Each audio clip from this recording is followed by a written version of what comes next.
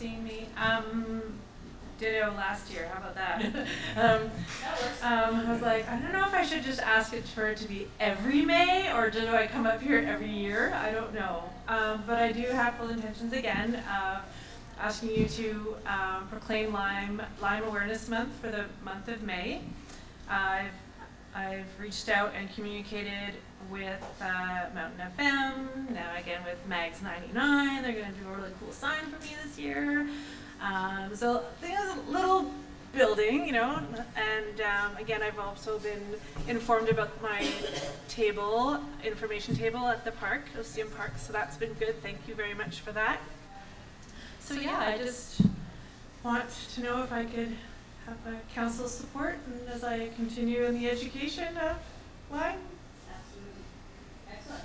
Thank you for coming again. And I think we do have to do these yearly. Yeah, I thought so. In future councils. Exactly. However, I would love to receive a motion to declare, moved by Councillor Ray, seconded by Councillor Kent, that May be declared Lyme Awareness Month in the District of Squamish. Yes. I'll call the question. All those in favor? Opposed? Motion carries. Thank you for your work.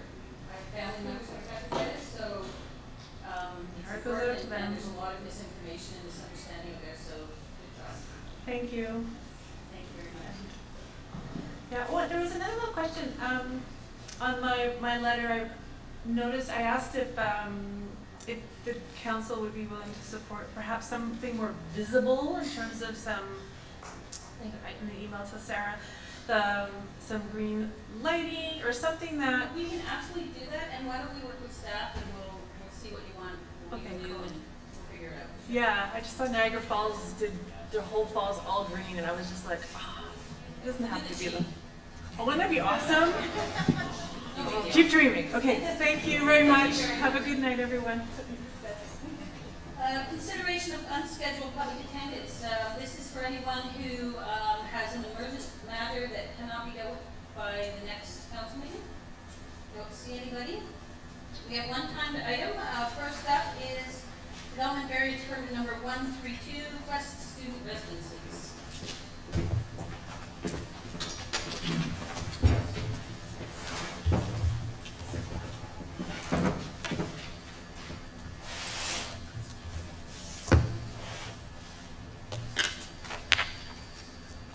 Good evening, Mayor and Council. My name is Brian Daly, Development and Subdivision Coordinator with Community Planning. This is a development variance permit application to vary the setback requirements for 3 student residence buildings previously approved under Development Permit 215. The variances are required as a result of a proposed subdivision application. The subject property is located at 3180, 3190, and 3200 University Boulevard. The specific area requiring the variances has been highlighted. Zoning is University Campus 1. Neighboring properties are zoned University Housing 1. Development Permit 215 was issued in 2004 for the first phase of development of the university. This development permit consisted of academic and university service buildings, an athletic center, and 10 student residence buildings. Development Permit 215 did not make provisions for individual legal titles for each student resident building. The proponent desires to construct each student residence building on separate legal parcels. A similar proposal, a subdivision, Subdivision 372, and development variance permit number 74 for the 2 existing student residence buildings was approved in 2013. As a result of a subdivision application, new property lines will be introduced between the buildings. To maintain the siting approved under Development Permit 215, variances are required to Section 4.11A, projections into required setbacks, and Section 20.4, minimum setbacks for principal buildings in the University Campus 1 zone, to allow portions of the buildings and their eaves to project into required setbacks. Requested variances are as follows. For Lot C, Building S3, to vary Section 4.11A, projections into required setbacks to allow eaves to project from 0.61 meters to 1.2 meters, and Section 20.4C, side lot line setback, from no principal building shall be located within 7.62 meters of a side lot line to no principal building shall be located within 3.13 meters on the west property line and 4 meters on the east property line.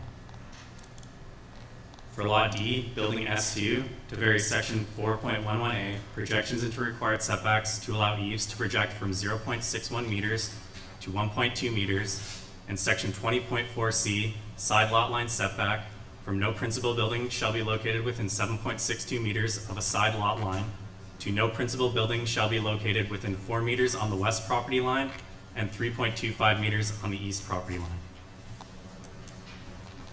For Lot E, Building S1, to vary Section 4.11A, projections into required setbacks to allow for eaves to project from 0.61 meters to 1.2 meters, and Section 20.4A, front lot line setback from no principal building shall be located within 7.62 meters of a front lot line to no principal building shall be located within 5.4 meters of a front lot line, and Section 20.4C, side lot line setback from no principal building shall be located within 7.62 meters of a side lot line to no principal building shall be located within 4 meters on the west property line.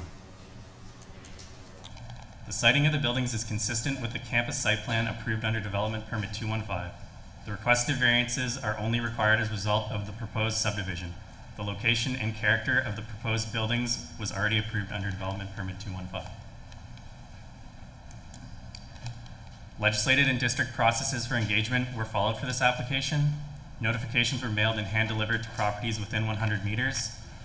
One comment was received requesting a stop sign at the corner of University Boulevard and the Crescent due to increased traffic in the area. No requests for a public information meeting were received. Staff recommend the development variance permit number 132 for the property at 3180, 3190, and 3200 University Boulevard be approved, and that the mayor be authorized to execute the permit. Staff alternatively recommends that the District of Squamish not authorize the issuance of development variance permit number 132. Thank you. And because this is a development variance permit, we do permit the public to seek the variance, but I'll read this quickly. The proponent and members of the public will be given the opportunity to be heard or present written submissions respecting the following requested variances to the District of Squamish zoning bylaw. Section 4.11, projections into required setbacks, proposed variance. Eaves may project 1.2 meters into the front, rear, and side setback area for buildings S1, S2, S3. Section 20.4, minimum setbacks for principal buildings. Excuse me. Lot C, building S3 for subsection C, proposed variances. Reduction of the lot line setback from 7.62 meters to 3.13 meters on the west property line, and reduction of side lot setback 7.62 meters to 4.0 meters on the east property line. Lot D, building S2 for subsection C, proposed variances, reduction of the side lot from 7.62 meters to 4.0 meters on the west property line, reduction of side lot line from 7.62 meters to 3.25 meters on the east property line. Lot E, building S1, proposed variances for subsection A, reduction of the front lot line setback from 7.62 meters to 5.4 meters. For subsection C, reduction of the side lot line from 6.62 meters to 4.0 meters on the west property line. After I have confirmed it is your turn to speak, please approach the podium and commence your remarks by clearly stating your name and address. Please note that speakers will be given a maximum of 5 minutes to address council. Is there anyone who would like to speak to the development variance permit? I will ask a second time. Is there anyone who would like to speak to the DVP? I think before I go to a third time, I'll just go to council to see if there are any questions for clarification purposes. Councillor Pryor? Yeah, just curious, does it alter the sub-area plan at all? The subdivision? Does it change the sub-area plan? The sub-area plan didn't really speak to subdividing the specific student residences on this parcel. As development variance permit number 74 was a similar application that was approved in 2013. I was curious because I know the sub-area plan talks about different types of use, different types of housing, and I didn't know if the subdivision would take other areas out of that sub-area plan. You know what I mean? Instead of having this one lot with 5 buildings on it, we have 5 lots now. Does that affect the sub-area plan in the future? Yes? No, it does not affect the sub-area plan. Council, any other questions for clarification purposes? I'll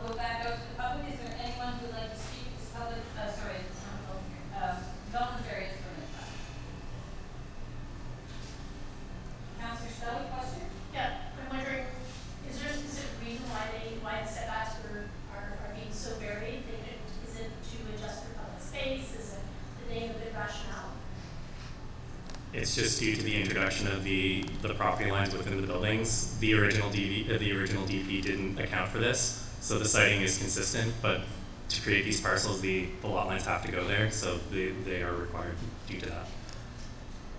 I will go to that again. Is there anyone who would like to speak to this development variance permit? For a second time, is there anyone who would like to speak to DVP 138? And for a third time, is there anyone who would like to speak to this development variance permit? I don't see anyone else. Council? Any consideration here? Councilor Shaw? Yeah, I don't mind the setbacks for the building being altered at all. This is a little brownfield at the bottom space that's on a larger Would you like to island go over. over? So there's a mover that we issue DVP number 132 as described by Councilor Snell, seconded by Councilor Wace. You want to speak more or? Anyone else? Councilor Wace? Thank you. And this is, I think what development variant permit process is for, is to correct these minor technical impediments to an otherwise valid development. And so I'm happy to support this. I think this is the useful process. Is there anyone else who would like to speak to Robin? So if you want to get set, if you move your computer, it's blocking your mic and the sound isn't coming through. Thank you. Thank you. I thought that might be a problem. I don't see any more hands. Yeah, I'm happy to support this DVP. It's all part of one comprehensive development, and it's just because of the introduction of the property lines that this is required, so I'm happy to support this. I don't see any more hands. I'll call the question. All those in favor? Opposed, if any? Motion carries unanimously.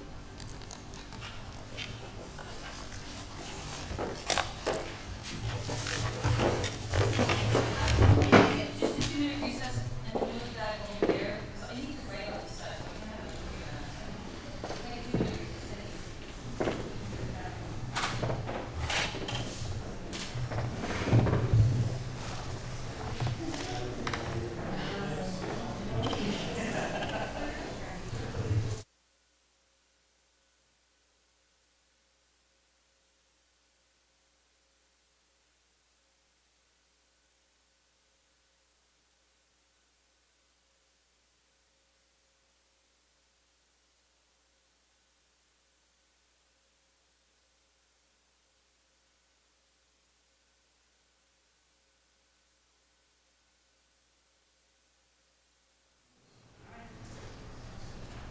All right, Bella?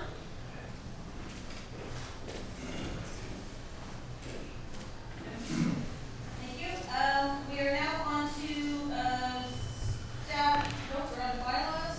We have first 3 readings of the District of Squamish Purchasing Authority bylaw number 1721, 2002 amendment bylaw 2597, 2018.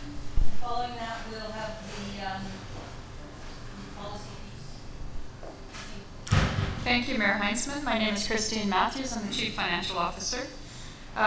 First item in front of you is the Squamish Purchasing Authority Bylaw number 1721, 2002 Amendment Bylaw number 2597, 2018. Staff is recommending that Council give 3 readings. The amendment proposed is to amend Schedule A of Bylaw 1721 with that proposed by amending Bylaw 2597.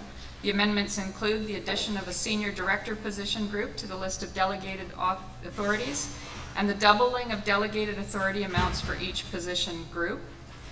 Some background to this: in September 2017 and March 2018 at the Finance and Audit Committee, staff brought forward the discussion on amending delegation levels.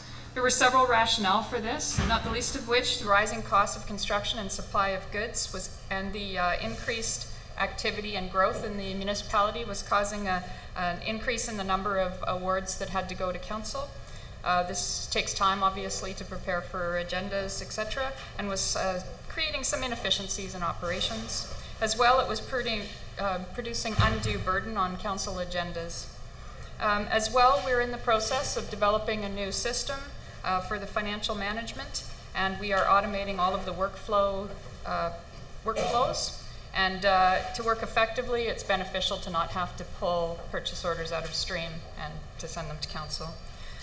There was some discussion at the time, though, because purchasing is decentralized at the district at the moment, and council did want to maintain some stewardship in the role of purchase activities and awarding contracts until such time as staff had a dedicated procurement person. So they did agree to, the committee did suggest that we do increase the delegated authorities and ask the CFO to bring the bylaw back. So before you today is a request for consideration of 3 readings. Thank you. Council, any questions on this? Looking for a motion to move the first reading by Councilor Elliott, second by Councilor Chappell, that Squamish Purchasing Authority bylaw 1721, number bylaw 2007, readings. Any discussion? Call the question. All those in favor? Opposed? Motion carries unanimously. We're going to move 9A1 up, purchasing delegation and interim policy. Thank you, Mayor Heinzman. Staff is recommending that council approve the proposed purchasing policy attached as attachment 1 to the report and repeal all prior purchasing policy and amendments thereto. Please note that was a change in your original motion on the original agenda. Again, in September 2017, Finance and Audit Committee staff brought forward discussions on the need for a new purchasing policy. The rationale included that the current policy was cumbersome and difficult to understand. Over time, inconsistencies had emerged between the Purchasing Authority bylaw 1721 and the policy, leading to confusion and non-compliance. The current policy referenced approvals that also did not make sense in the context of a decentralized purchasing structure. The current policy was not explicit about contract changes after award of contracts, and the current policy included clauses that contracted more recent treaty, that weren't taking into account recent treaty agreements and case law. In the 2018 financial planning process, Council did approve a project to review the organizational structure, roles, and business processes of the purchasing function, and provided the potential for hiring 1 FTE near the end of 2018. The RFP for that consulting service is now up and being advertised, and we are looking for a closing date of May 3rd. It is anticipated that following that process, there may be further amendments to this purchasing policy. However, given the issues cited, staff recommends that the policy proposed today still be adopted. In March 2018, staff returned to Finance and Audit Committee with a newly drafted policy. Several changes were discussed and are reflected in the document as attachment 1. We've highlighted any changes that we have made to that policy since you last saw it. Changes included clarification that acting mayor and deputy officer positions are included in the definitions of mayor and officers, and the addition of definitions were added for scope of contract and scope changes. In addition, in 5.1.4, we indicate preference for contracts shorter than 5 years. So although we're allowed to take contracts up to, the committee had indicated they would like to consider shorter contract amendment terms.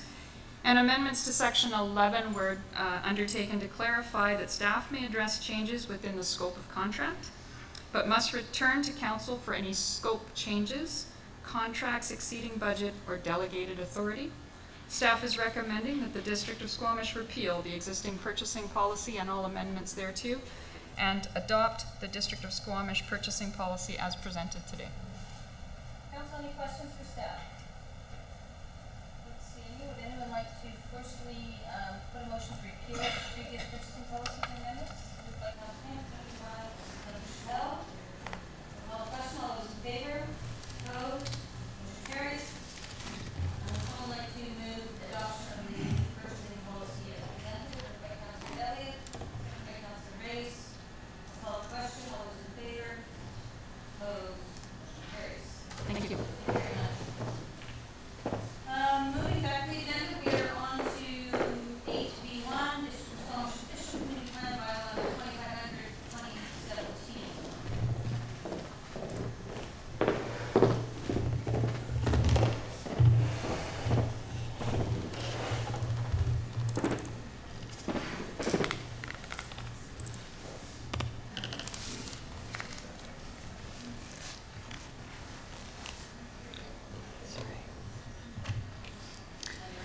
Great. I'm just going to ask if everyone can hear me. Great. Thank you very much, Gary. Good evening, everyone. My name is Sarah McJanet. I'm a community planner with the District of Squamish. I'm here with Matt Gunn to my left and Director of Planning and Community Planning, Jonas Velanishkis. We are before Council tonight for the next milestone and decision point for OCP Bylaw 2500. In the presentation tonight, I'm going to briefly review the approvals process to date and the next steps for the bylaw adoption moving forward. Also, I will discuss minor amendments identified through the public hearing process that are recommended by staff for third reading. Matt is going to take over and talk about some of the substantive OCP feedback and amendments that were identified through the public hearing process for consideration by council. And then we're going to outline several process options for moving forward. And if and how council wishes to address any of the substantive amendments in addition to the minor amendments that are presented as part of the recommendation. So here's our Phase 4 OCP approvals timeline. As you know, the phase started back in December 1st of 2017 when we released the full final bylaw. Followed, first two readings were received in on February 20th, 2018. We held the public hearing over 2 days in mid-March. Approximately 90 people came out on March 12th, and we had another 120 citizens attend the March 13th date. Tonight, with the area with the red box, we're giving consideration to next steps, potentially third reading. Council may decide at this point to amend the bylaw and give third reading or direct changes, further changes to the bylaw. And depending on the nature of the changes and whether they relate to use or density and are substantive, there may be a process trigger and requirement for giving further public notice. An opportunity for input on any further changes. So we're going to walk through those pathways tonight shortly. Once the bylaw receives third reading, we will send the OCP regional context statement, which is a component of the OCP, to the Regional District Board, the SLRD Board, for formal approval as required by the Local Government Act before the OCP bylaw may be adopted. Through the public hearing process, we've received many comments of support for the OCP in the public engagement process, as well as requests for changes to specific land use and growth policies. We wanted to pause and just talk very briefly about some of the major themes, reflecting on those major themes that we heard about as documented in the submittal and the public hearing record. They related to managing growth, protecting key assets, environmental, recreation, employment lands, and ensuring adequate services such as health services, emergency, protective services, infrastructure, transportation, and community values, honoring those values and our identity and our brand as we grow and diversify. We also heard from the community through the public hearing about support for environmental protection policies, the integrity or the integration of estuary management planning, as well as attention to ecosystem function and ecosystem services, supporting needs and connectivity of our local neighborhoods, addressing density, so what is and is not a good fit in our neighborhoods, affordability, our housing inventory, and land supply. So all of the feedback that we received on the plan since December 1st was brought forward to the public hearing process and has been made available to council and the community for review leading up to and following the close of the public hearing in March. Links were provided to the staff report, and all that material is still up on the website. So in terms of following the review of the public and agency input that was received as part of the public hearing process and our continued staff review of Bylaw 2500, staff identified a number of minor text-only amendments to the OCP for consideration by council tonight. These amendments were detailed in attachment 1 of the staff report, and they've also been handed out on a piece of blue paper for council. and they are minor and they don't affect use or density, so they are proposed and can be done at third reading without further notice and public hearing. The minor amendments are categorized as housekeeping. They integrate additional input also from our intergovernmental referrals from SLRD and Metro Van. And we've also integrated feedback or input from the Squamish Environment Society. So just to characterize the nature of the housekeeping edits, as we highlighted at the hearing, they have been to fix typos, ensure consistent and clear terminology, adding the clause as amended from time to time when we reference bylaws and policies within the plan, and clarifying that policies and decisions are subject to our legislative public process, so identifying where a formal OCP amendment process would be required. The SLRD requested edits largely included fixing and aligning our RGS, the Regional Growth Strategy bylaw references, description of the services that the SLRD offers, and tweaking the providing an updated SLRD regional population total from the 2016 census. The Metro Van suggestions for minor edits have been brought forward, adjusting a couple policy references to climate and air quality and transportation. There we go. And finally, we also propose an amendment in response to the Squamish Environment Society public hearing concern and request to align the wording of policy 10.10D with the that references the estuary transportation corridor, and there was a desire to see that aligned more closely with the Squamish Estuary Management Plan. So the amendment that's proposed and is added to your list of minor amendments is to amend and replace the word as needed with if and when needed, which is how it's referenced in the Estuary Management Plan. I wanted to highlight for council that in the staff report, this amendment was highlighted, but it wasn't carried over to attachment 1, and so we have actually added it into the list of amendments that you have before you. So as Sarah highlighted, those amendments that she discussed are considered minor. They can be incorporated as part of third reading. There were other inputs that were received as part of the public hearing process that deal with use or density. They aren't considered minor amendments. They're more substantive, and again, as Sarah mentioned, it would require additional process to address these. And so I just want to go over the major ones that received discussion through the process. They are in regards to 4 different areas, 2 properties, 1100 Bailey, 4000 Highway 99, the 200-meter servicing limit in policy, and some specific growth management policies. So I'll go through these one by one. 1100 Bailey Street is located adjacent to downtown. There was a request received in the public hearing process to include this area within the growth management boundary. And just as a little bit of history on that, in the 2009 OCP, the entire area was designated as parks, greenway corridors, and recreation. In the process of integrating the Squamish Estuary Management Plan with the OCP, this area, a part of this area, the part that is located on the former landfill site, was designated as restricted industrial to reflect its land use classification in the Squamish Estuary Management Plan as industrial commercial. So that's one of the more substantive requests. I just want to clarify that one.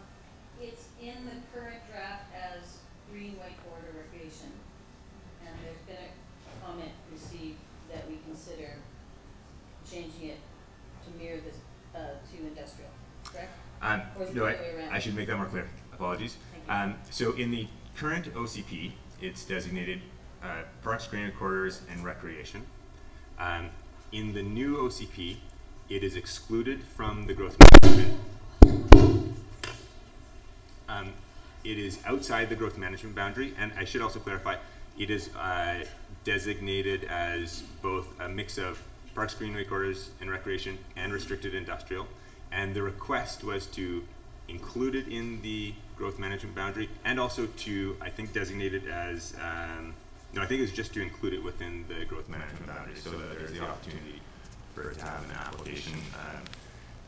So, yeah. Does that answer your question? I just want to make sure it was clear, in the current, what's considered for third reading today, it's mirrors the estuary management plan, which is limited industrial.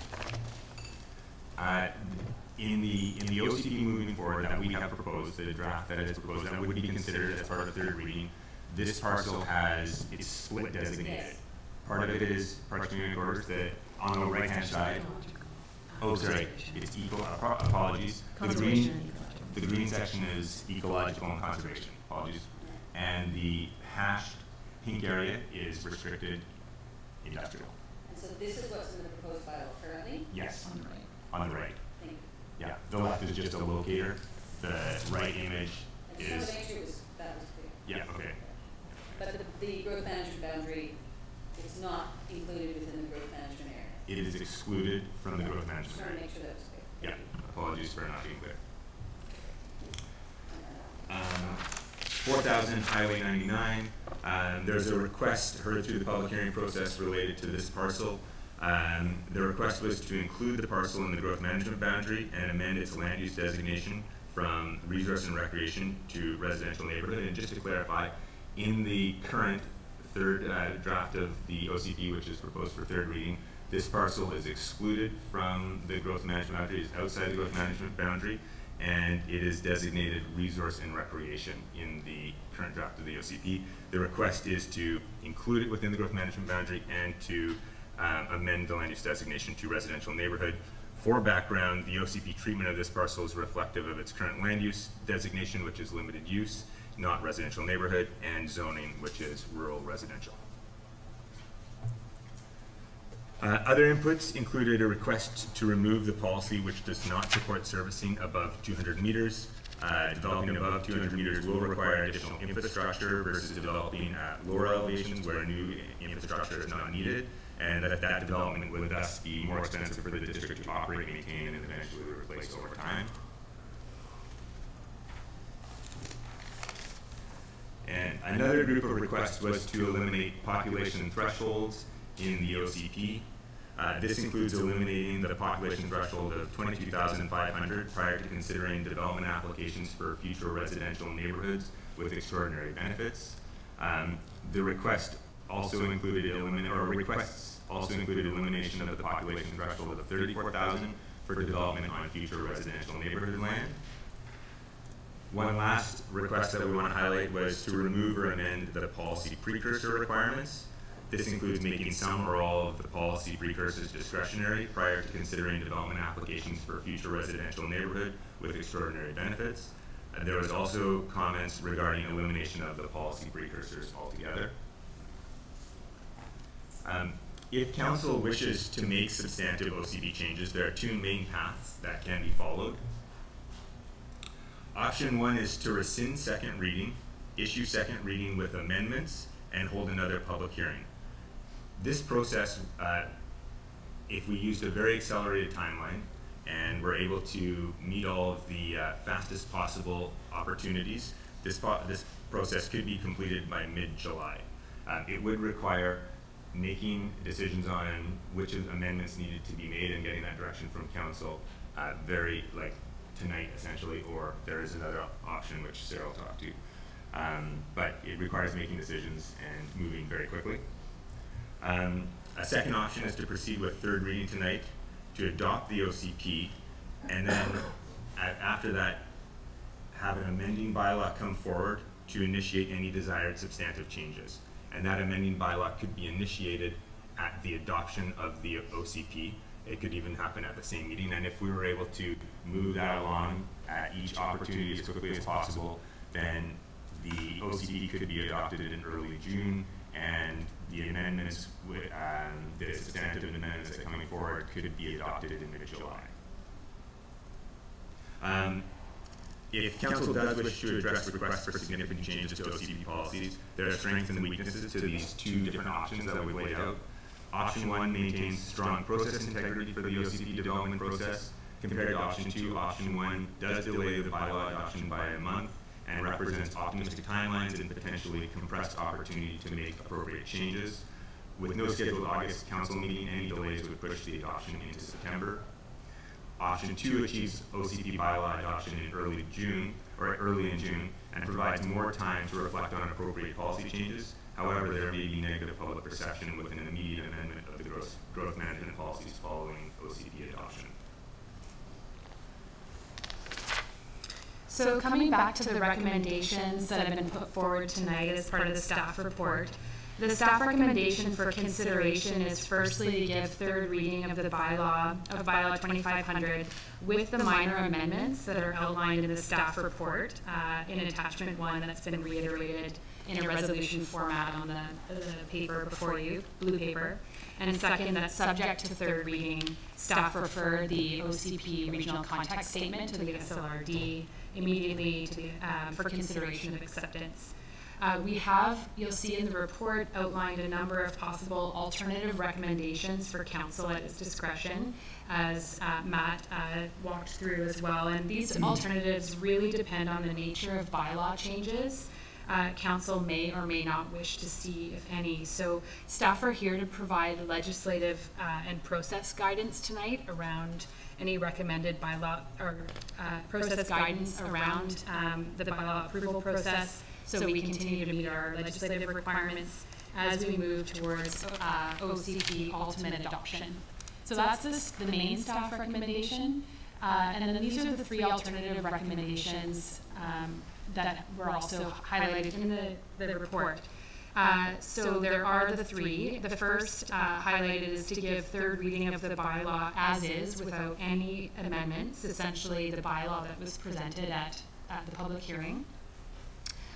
Or where there are substantive changes, as we've mentioned, use density or including amendments to the core growth management policies. There are 2 alternatives that are framed reflecting the options that Matt outlined as follows. So very specifically, the first would be to rescind option 1, essentially rescinding second reading of the bylaw, amending and rereading and giving a second reading again as amended with minor and or major amendments identified by council tonight or at a subsequent meeting, and to schedule a new public hearing. And finally, the second option, which Matt outlined, which is to give third reading to a bylaw with or without the minor amendments, as we've outlined tonight, so that the OCP can proceed to adoption following SLRD approval, and simultaneously to direct staff to initiate a separate amending bylaw or bylaws to address any substantive items identified by council.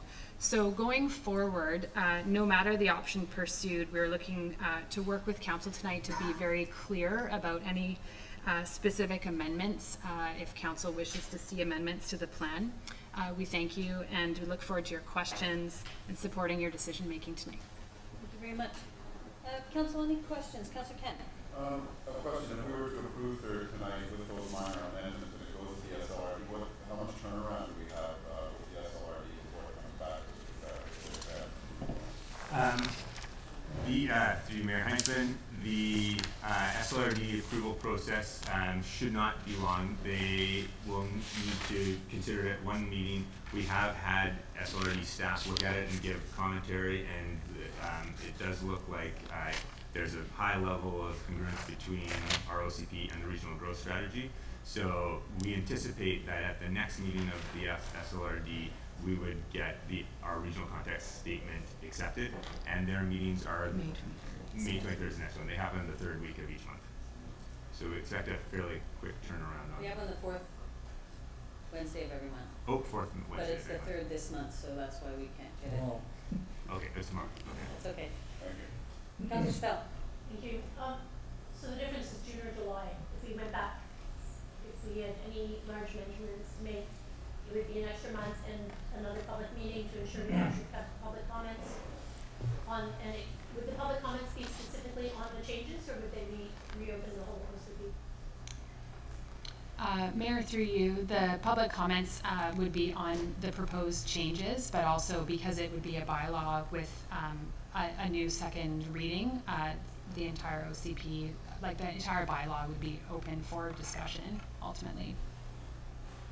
And just to build on that, if we did a sidecar amendment process, it's not as laborious as this one. It doesn't have to go to all the referrals to adjacent regional districts, for example, or does it?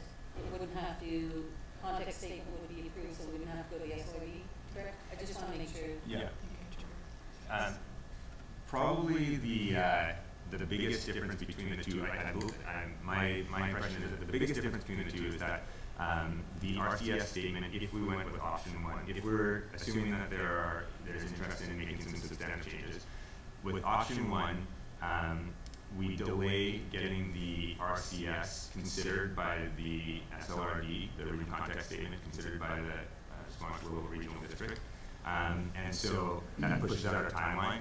If we go with option two, because the regional context statement can be considered while we're working on the amendment, then when that amendment goes forward, we don't have that regional context statement referral process. It will be, and the amendments likely wouldn't cause inconsistency with the regional context statement, and thus we would not have to do that regional context statement referral again. I believe that's It depends on the nature of the it changes. does depend on the nature of changes, but with what we've talked about, I don't believe it would trigger that.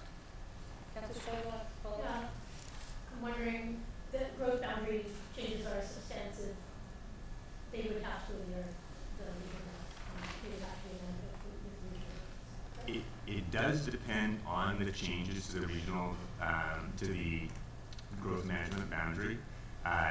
There is already some discrepancy between the existing, the proposed growth management boundary and the existing settlement planning areas. And so our regional context statement actually speaks to some of those with identifying a strategy to address those over time, which is what is the process if you have discrepancies.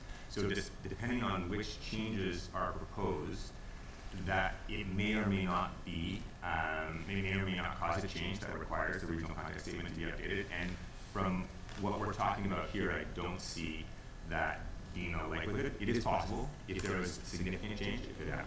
Go ahead, just one more. Was our previous growth management strategy adopted, the 2005 growth management strategy adopted and sent to, and adopted by regional growth strategy as well? Was it included in the regional growth strategy? So the growth management was not here, but No. yeah, it predated. Yeah. So my understanding is that growth strategy was input to the OCP, the 2009 OCP, and so the information from that would have fed into the OCP, which then would have been part of the regional context statement that was approved by the Squamish Regional District. Council, any questions for clarification purposes? Councilor Cryer? Well, I can see a couple on here that I'd like to see changed. So, Minor amendments? no, substantial is the amendments. Okay, so staff have outlined some options for council to consider. Council Cryer, anything else? Well, I just, Question? I mean, I heard staff kind of say that adopting it tonight and then doing the change is kind of the way staff think would be the best to go. Is that what I'm hearing, or? So our staff recommendation is to adopt the current third with the minor amendments as proposed, and then we've outlined the process that could be selected by council if there is interest in pursuing substantive amendments, and there are pros and cons to the two different options that we've outlined, and it's up to council as to which of those is desired and which of the pros and cons. What's your favorite? I think staff have outlined two options, and it's really up to council to determine which options they like. Options if we are considering substantive changes. They live this stuff. They do, but they wanna stay out of the debate, I suspect. If I may, our recommendation is to proceed with the third reading and proceed to adoption. And then from there on, council has an option to, if council wishes to make changes, to come back with another amendment or peel this back now.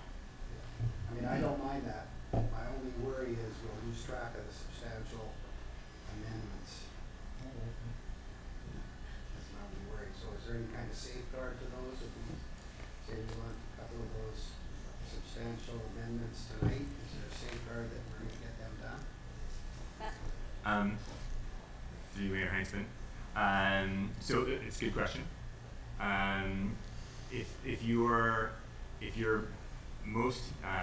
your concern is that you want to make sure that those substantive amendments are made before adopting the OCP, then option 1 ensures that that would happen, because you are not adopting the OCP until those substantive amendments are made.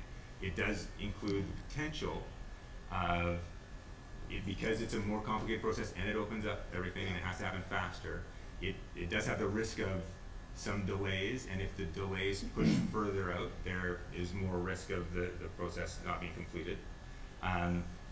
The flip side, the option 2, it does involve adopting the OCP as it currently sits, but the idea is to have first and second reading for the substantive amendments come at that same meeting.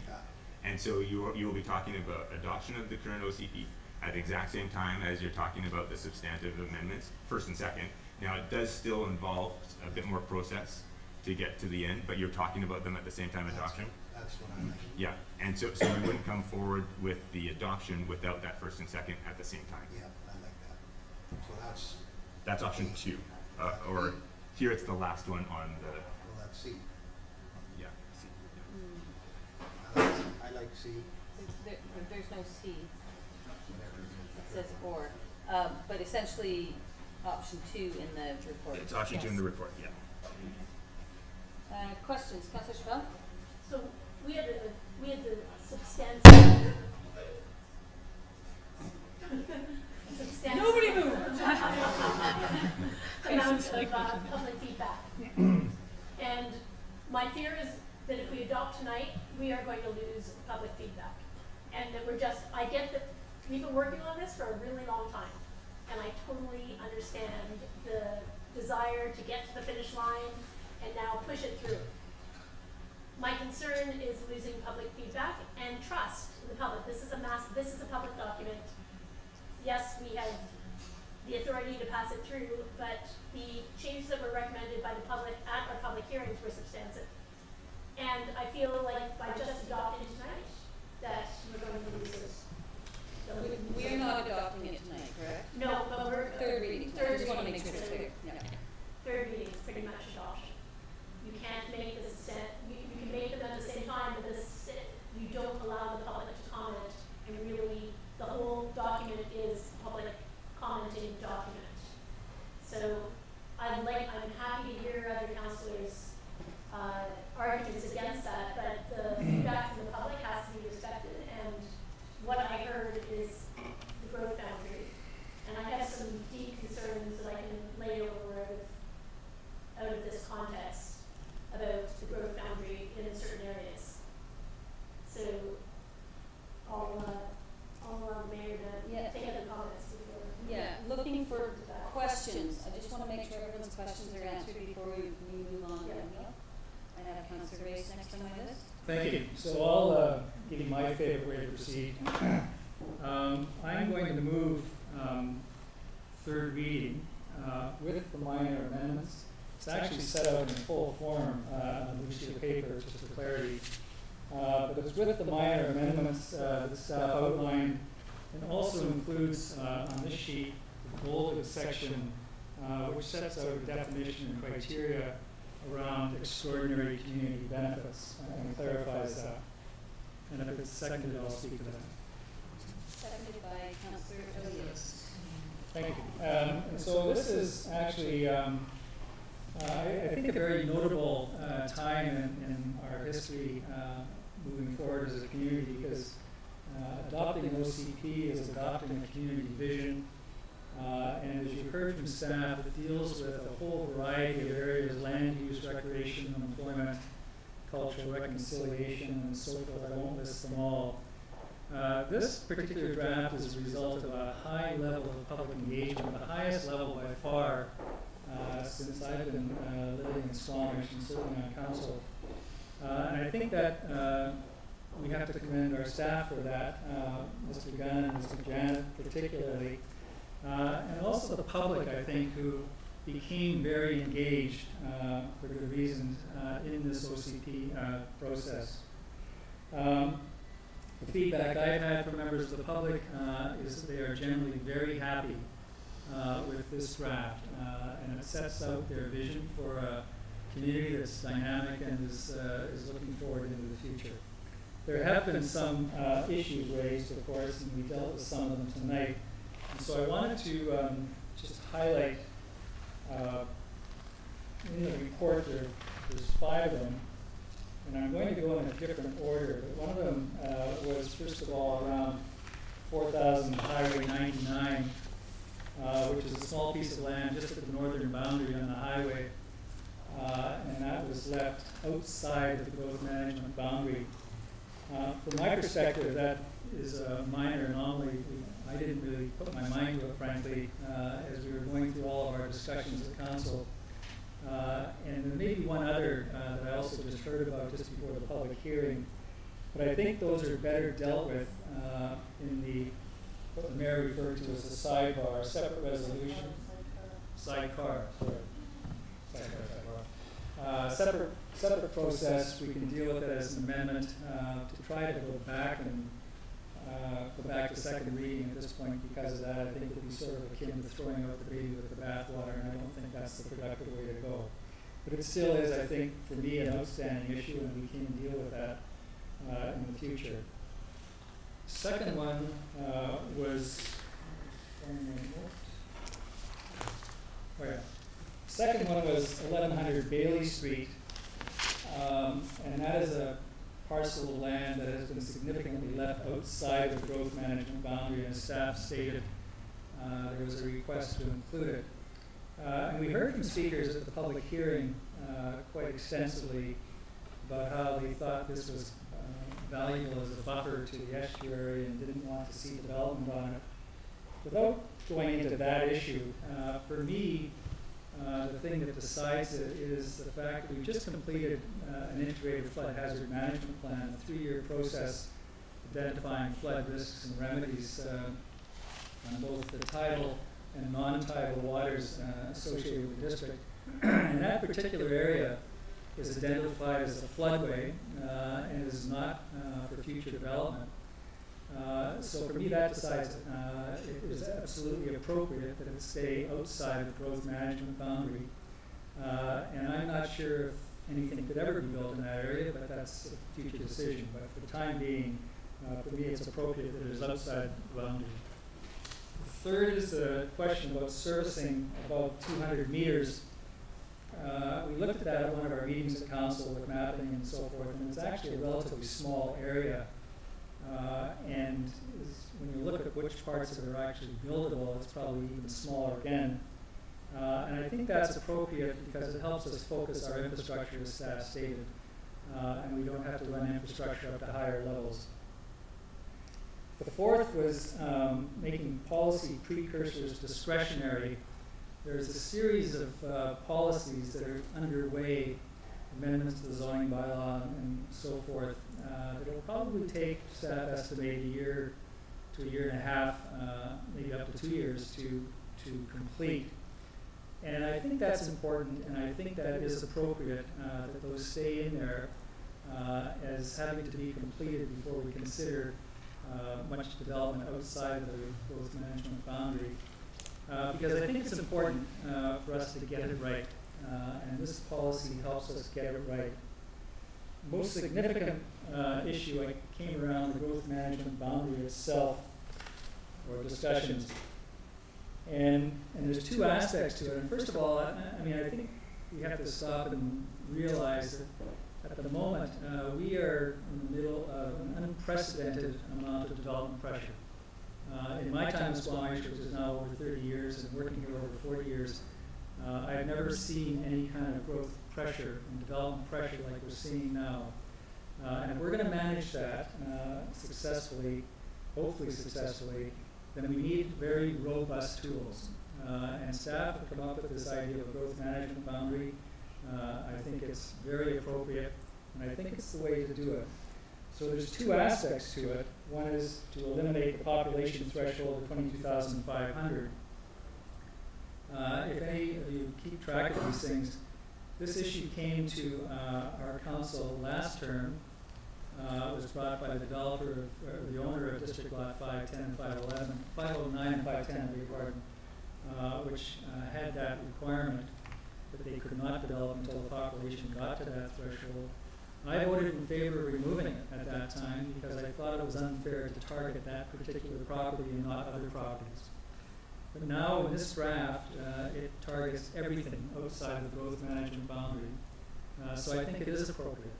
And I think it gives us a moment of pause. And first of all, our population at the last census was just a few people under 20,000. It's increased significantly since then. It's still increasing from all the reports that we get. And we also want the policy work to be done, and I think all of that will happen probably about the same time, within 1 or 2 years. In addition to these large parcels that are outside the growth management boundary, it will be necessary to do significant planning and work prior to making an application. And so I think that won't really set them back in their timing significantly. I don't think it will be much of an issue. The third is the population threshold of 34,000. And we've heard a number of different comments on this. One was good, second comment was bad. But others came along with theories such as the theory of supply and demand, and that if we want housing to be affordable in the district, then we should increase the supply. It's even suggested by one speaker we increase the supply right out to the district boundaries. I get the theory of supply and demand. I took economics courses at university. But the problem is when you apply it to real estate, as we've seen around the lower mainland, when you increase supply, you don't necessarily lower prices. What you end up with is a greater supply of more expensive real estate. It just doesn't always work. And there's a number of reasons for that. I mean, there's other things that impact pricing. There's cost of materials and all kinds of things like that. But also, developers aren't stupid. If you increase the supply, they're not going to let it all go out at one time and glut the market and collapse the market. So it comes out in drips and drabs. Developments are phased, and the price does not come down. There are actually properties in downtown Squamish right now that were zoned before I got on council, before 2008, which are still not built on because developers have not yet decided to release them into the market. So there's no guarantee if we go and zone everything, it'll show up in the market the week after. It could be a long time. And so the prices don't necessarily drop for that. So I think it's appropriate to have a population threshold for that reason, and allow us to concentrate our growth for the foreseeable future within this boundary. But the door isn't absolutely closed. There were other people speaking in favor of developing some properties outside of the growth management boundary, and that may become appropriate. And what this OCP contemplates that the previous OCP did not contemplate with the 22,500 threshold is the possibility that a proposal could come to us that is appropriate to be developed. And it does provide significant community benefits. I think for me that's a high standard. Any rezoning should have benefit to the community, but if we go a little higher than that, something that is significant, and the criteria is laid out in the motion, then the door is open for that proposal to be approved without offending the OCP or without having to amend the OCP. So the door is open for those, not absolutely closed, but this is a management tool. It's a way of managing growth. And so I think it's entirely appropriate it stays in there. So for that reason, I'm supporting the motion that I made, and we can consider, and I know other councillors have comments, and I'll just put my 2 cents in there as well. I think there will be a sidebar discussion. I think it will become public to the people who are affected by it, certainly. We may have some statements to make later on that tonight. It's not part of my motion. We can deal with it separately. And there are possibly other things that we want to talk about. We can do it in the second motion. Over there, thank you. Thank you. I have Councillor Elliott and Councillor Blackman-Wolf. I'll just put everyone on the list. Thank you. It's not really that great following Councillor Ray's. I don't know, I either feel like I need to be just and eloquent or keep it really short. Thank you, Councillor Ray's. I mean, I have to say that I can concur a lot with what my colleague has said. I had the pleasure of being one of the council representatives on the Community Advisory Committee, and that group of community members was so instrumental in helping us shape our engagement around this OCP, making sure that we were reaching all the audiences that we wanted to reach, helping us interpret the feedback in a way that the document is written so that the average person could understand it. And certainly the executive summary was their idea, so they've lent a lot of support in terms of trying to make this a community document, and one that we can all own, and not just a political tool for decision making. So I just want to give them kudos for all the work they did, and certainly Matt and Sarah have pulled many late nights, I'm sure, and so much work into this OCP. I was able to attend all of our engagement events, and that really helped me hear the feedback throughout as the policies were developed, which was very helpful. And while we did hear some great feedback at the public hearing, I do think that this OCP balances the needs of the community. There are trade-offs, to be sure, but to me an OCP is a living document. It can't anticipate everything that will come our way as a district. We are, as my colleague said, seeing unprecedented growth and opportunities. And I think the document that is before us tonight with the minor amendments as suggested by staff captures the vision of our community. I think they spoke loud and clear. I know that it won't make everybody happy, but I think it finds a pathway to help us manage growth, to make sure that we're putting the right policies in place to help us manage that growth over time. So I'm happy to support the motion. Thank you. Councillor Blackman-Wolf, Councillor Chappelle-Sante. Yes, the previous two speakers have articulated most of what I would argue are some of the salient points. Just wanting to highlight particularly one of the strongest messages that was brought forward at the public hearing was the idea that we needed to allow more land supply to bring down prices. And my response to that would be that it is not a simple supply and demand equation for many of the reasons that were already articulated. And as evidence of that, I would also submit that in this unprecedented time, it's this council that has probably approved the highest number of units added to our residential stock of any council, going back many, many years. So, yet we are still struggling with high prices. So I get the idea and accept the challenge to deal with housing prices. I just don't think that not having a growth boundary is going to solve that. And if I did, I would definitely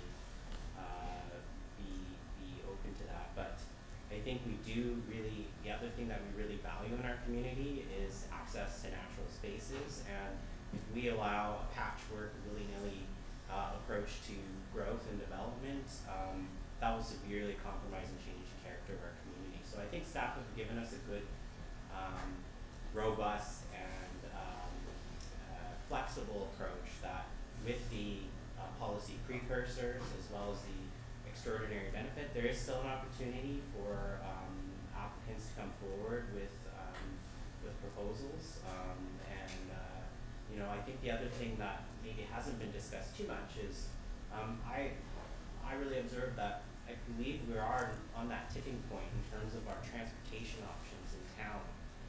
We're just almost at that critical mass where we can really start to see some significant opportunities where people don't have to rely on their car to get around everywhere.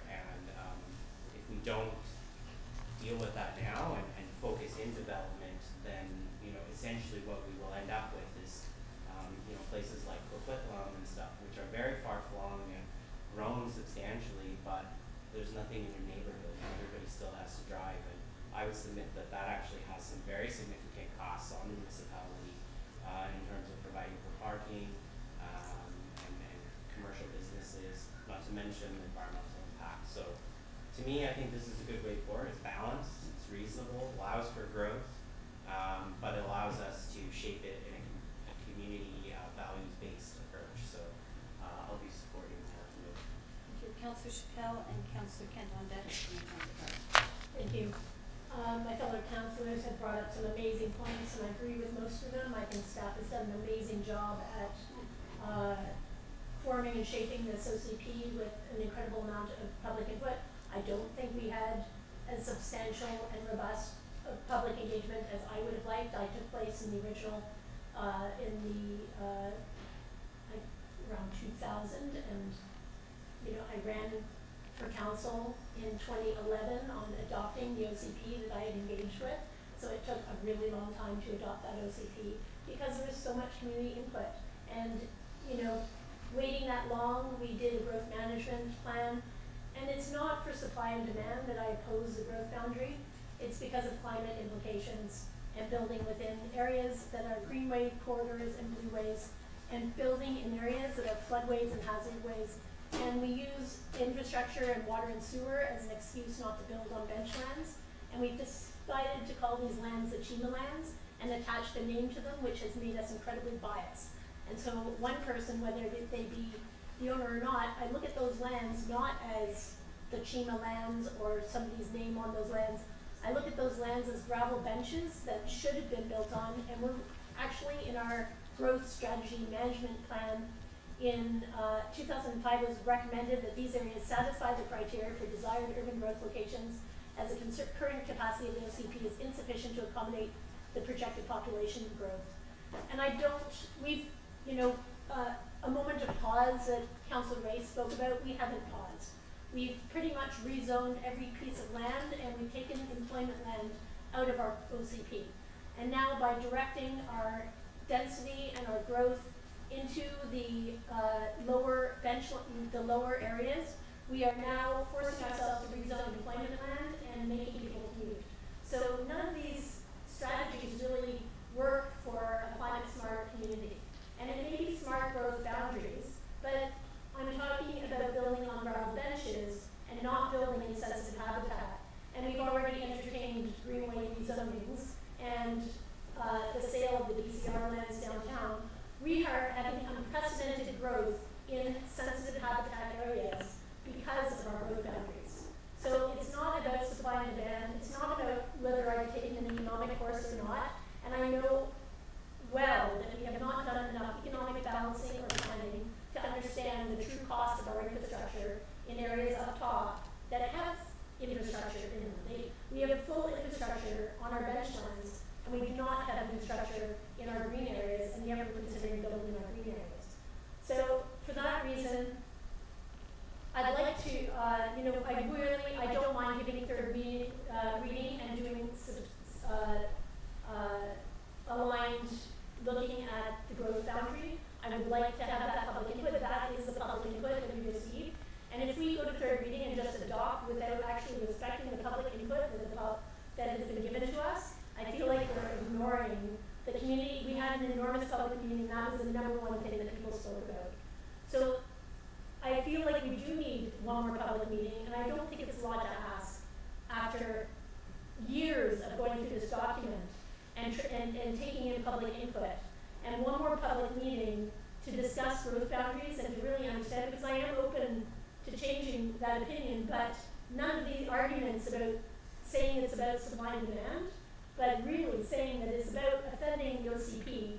That's what this is about to me, is that you're taking two lands that should be built on and should accommodate growth and can accommodate growth with economic modeling of infrastructure, and you're dumping all the growth into an area of high climate sensitivity and force us into protecting an enormous amount of people on the Chikai fan with the Chikai debris flow. We have an enormous amount of cost. With diking and protection, we have an enormous amount of cost. You know, we're having to build up our downtown that's on a piece of land that can liquefy. So and we're in, like, when you build on granite, it's solid. So we could build a neighborhood that's completely walkable, that's access to transit, but we could build up a little bit higher. We have lots of bench lands, and this entire growth management strategy recommended building on our bench lands as a part of a smart, sustainable population growth. And it didn't, and it said to preserve the greenways and blueway corridors, and right now we're not doing that. So I wonder about, I hear everybody speaking about supply and demand, but it's not about supply and demand, it's really about climate sensitivity and building in the appropriate areas for growth. I'm supporting, I'm having trouble understanding if I can amend and add the changes of the conversation. Or I don't want to vote against this amazing document. But because of public input, I am gonna have to vote against the document because I don't feel like the public has been listened to. I feel like we had 2 public meetings that made a lot of sense. The public spoke really passionately about a lot of different things. And just to respect that input, I think we should have another meeting and not just go to 3rd reading because we're all exhausted with dealing with, and I know you are exhausted. And I respect the amount of work that's been put in. But the fragmentation of habitat, I just, until we have neighborhood plans, I feel like building on bench lands and having neighborhood plans and working with the community and SORCA and working on lands that are away from climate and not 510 and 509 explicitly, but any bench lands and any bench lands that are adjacent to infrastructure and doing proper infrastructure financial modeling so we know X amount of density will pay for this much infrastructure. And infrastructure lasts 100 years now. We talk about infrastructure like we're building in the 50s, but we have technology and like just using smart technology and pumping systems now is not as onerous on infrastructure as it was in the past. Our piping lasts equal amount of time as our housing. And it's easy to figure out now, and it's actually easier building on bench lands than it is on swamplands because you don't have to go down as deep. So the whole sentiment I agree with. And if we lived in a different area like Ontario where you have to maintain growth because everything is buildable, I would agree with a growth boundary. But we don't. We live in the mountains and on an ocean. And that is completely different than a containment boundary that is an urban growth containment boundary. We're not urban growth containment. We're a rural mountain town that is densifying the heck out of sensitive climate areas. Also on brownfields, which I totally support. But it's, when I look at where our growth is going now and the disconnectedness of it all, I think it's, when you have a push for development, you have to build up. You can't build low. So I will most likely vote against Councillor Race's motion. It's council's motion. Council's motion, and then Council Race put forward a motion and put forward the minor amendments. Councillor Kent and Councillor Farranda.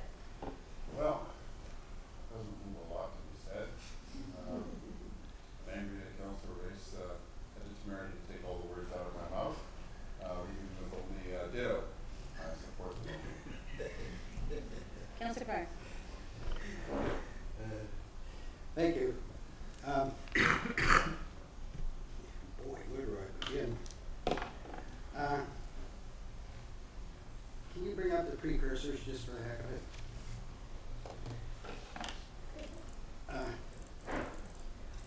So, the population threshold, supply and demand.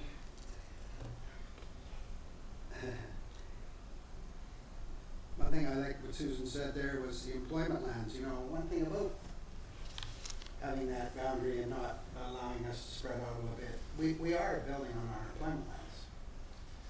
So, that was a good point. I'm just going to go back and talk about 509 and 510 and population threshold. And the reason I like the one that I was told by staff was where we adopt this one, and when it comes back, we're on second reading on some of the major amendments, which is population cap and some of these precursors. Because, like Councilor Roy said, the last OCP, or the Gross Management Plan name, he was supporting these lands into the development world because all the other guys around there had them, university lands, and Bob Fass was doing some. And anyway, these lands were excluded.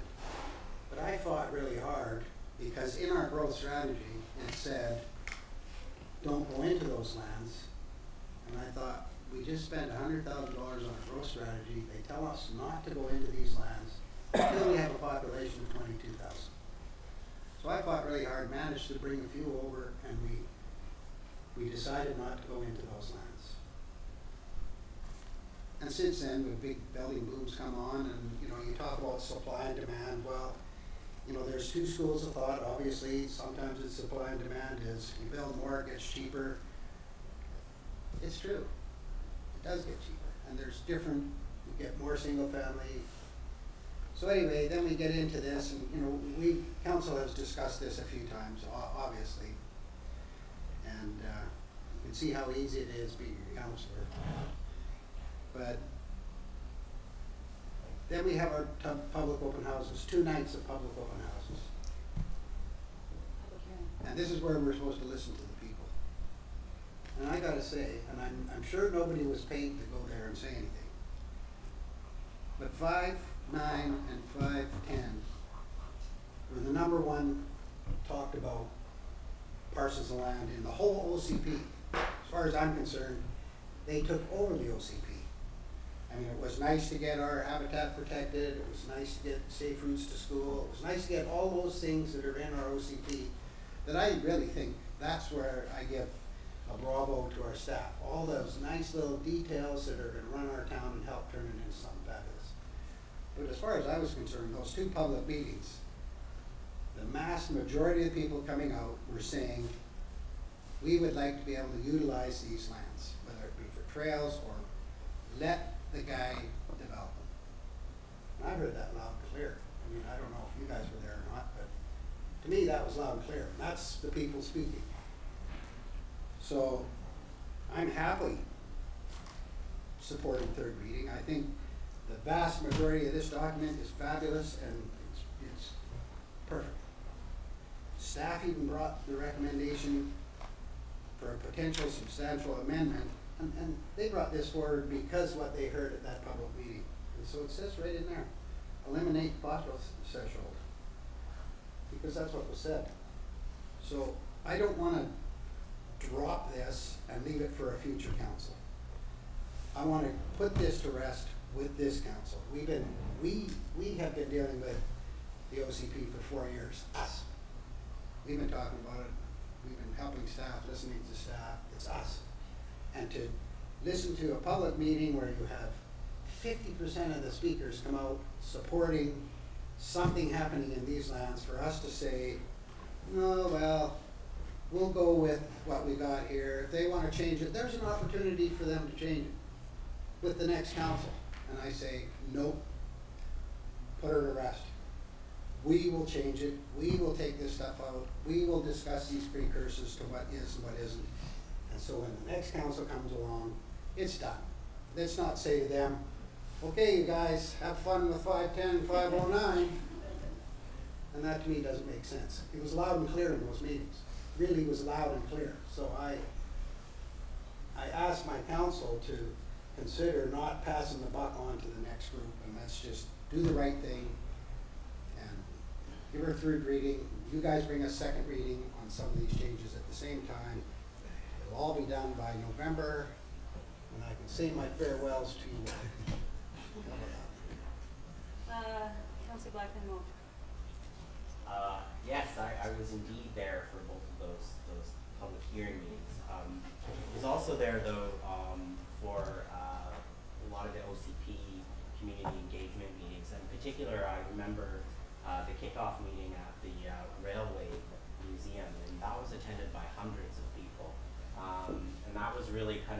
sky, talking about, you know, what our community values and those kinds of issues and what people wanted to see. And so to me, while it definitely is the case that public hearing, we need to, I did definitely consider that, and what I heard from the public hearing was that we got a lot more work to do on affordable housing, and I hear that message loud and clear. But we also have to consider the whole process, and I also consider the people who maybe didn't come to that meeting in particular on those 2 nights, but who were part of the process. And we do have, I forget what the exact number was, but I think we reached a pretty significant number of people in town, 800 or 900 at least, something like that, which in OCP planning kind of circles, that's pretty big, that's pretty significant. So I take all of those things into consideration when I'm making that kind of, this kind of decision, and that's why I'm comfortable moving forward without any of these substantive amendments at this time. Thanks. I'll speak to this. OCPs aren't perfect documents. They are consensus documents. They're driven by the community. This one certainly has pieces that I think maybe could be improved upon, different aspects to be considered. But it was developed by, as Councillor Blackman-Wolf says, 900,000 people. It was fine-tuned and coalesced by our staff, who I think did a remarkable job of taking all that information and creating a document that has vision and I think is quite groundbreaking in BC.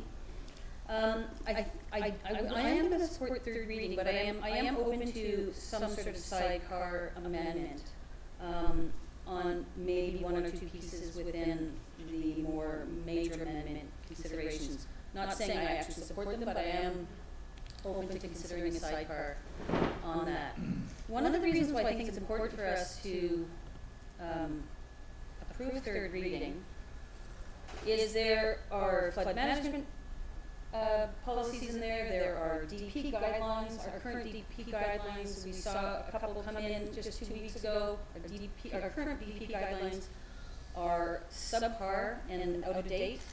And I think it's really important that we actually adopt those sooner rather than later. So that's why I really think we should move forward with third reading today on this. I think the majority of the document is absolutely excellent. Do I agree with 100% of it? No, but I don't expect anyone in this room agrees with 100% of it. So I'm happy to support third reading. I would like to, if this passes, have a conversation about what a sidecar could look like. I'm looking for staff to maybe outline that process a little bit more in terms of when we should have feedback into what that sidecar might look like. And council can discuss what might be included in that or what might not be included in that. So if this does pass third reading, I would like to engage council in that conversation. Councillor Carr and Councillor Schnell.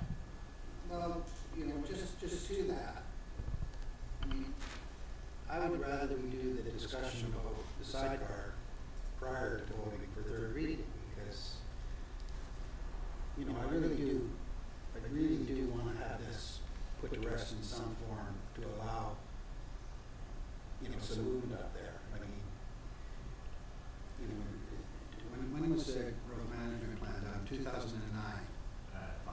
2005. It was 2005 when this land was put on hold. 2005. And so, I don't know what land you're talking about. 510 and 509. And so, I mean, I want to support third reading for the very reasons that you say, but I don't want to support third reading and then have everyone say, well, we'll skip that. So much for the sidecar. We don't have favor reading. We don't have support for the sidecar. If we have support for the sidecar, I'll support third reading, and everybody, well, almost everybody. I mean, I just can't emphasize how much I want to put that to rest this term. That's Sean. Thanks, and I would agree with that as well. I'm just reading the recommendations for the last OCD adoption, changing the use of the designation of greenways in the official community plan, instead to parks and ecological reserves, and having stronger wording on our greenways so that we're not open to building on our greenways and ecological reserves. In the sidecar plan, having stronger wording for our greenways so that we actually protect them would be incredibly important to me. I think it's, we built our community on the fact that we have greenways and corridors and access to nature, and to not have stronger language that, saying that it's a consensus document and it's a plan, it's one of the strongest plans. It's actually the guiding document for our community with the most community input. And I take our OCP as policy that is extremely meaningful and not easy to change, and shouldn't be just an application to change. So by changing the wording of our ecological reserves from greenways and moving to stronger language, it makes it more difficult for future councils to rezone greenways and corridors and areas that are ecologically sensitive. So it's important to me to have a sidecar as well. I want to lay that to rest. I want not to build on sensitive areas and habitats. And this OCP forces building sensitive habitats. And by laying that to rest and allowing some growth outside our current growth boundaries, or at least having a conversation about it and convincing me otherwise. So that's, and if we move tonight to actually ensure that we had that sidebar conversation at the same time, I would be happy to vote for the third reading with a conversation about the amendments. Thank you. Councillor Blackman-Wolf.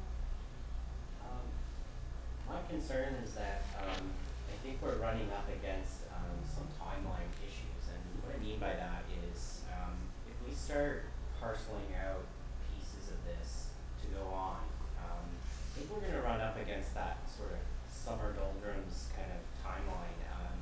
Not to mention the fact that there will be a new council elected in the next few months, so I am kind of conscious about leaving it half done or allowing it to go through, because we all know that the reality is July council meetings are not as well attended as regular meetings for all kinds of reasons. So I wouldn't like to see that really for key big elements of very community-wide importance. I don't think that we should be addressing that right now. I mean, this stuff has all been recorded. It's all there. It's not going to disappear.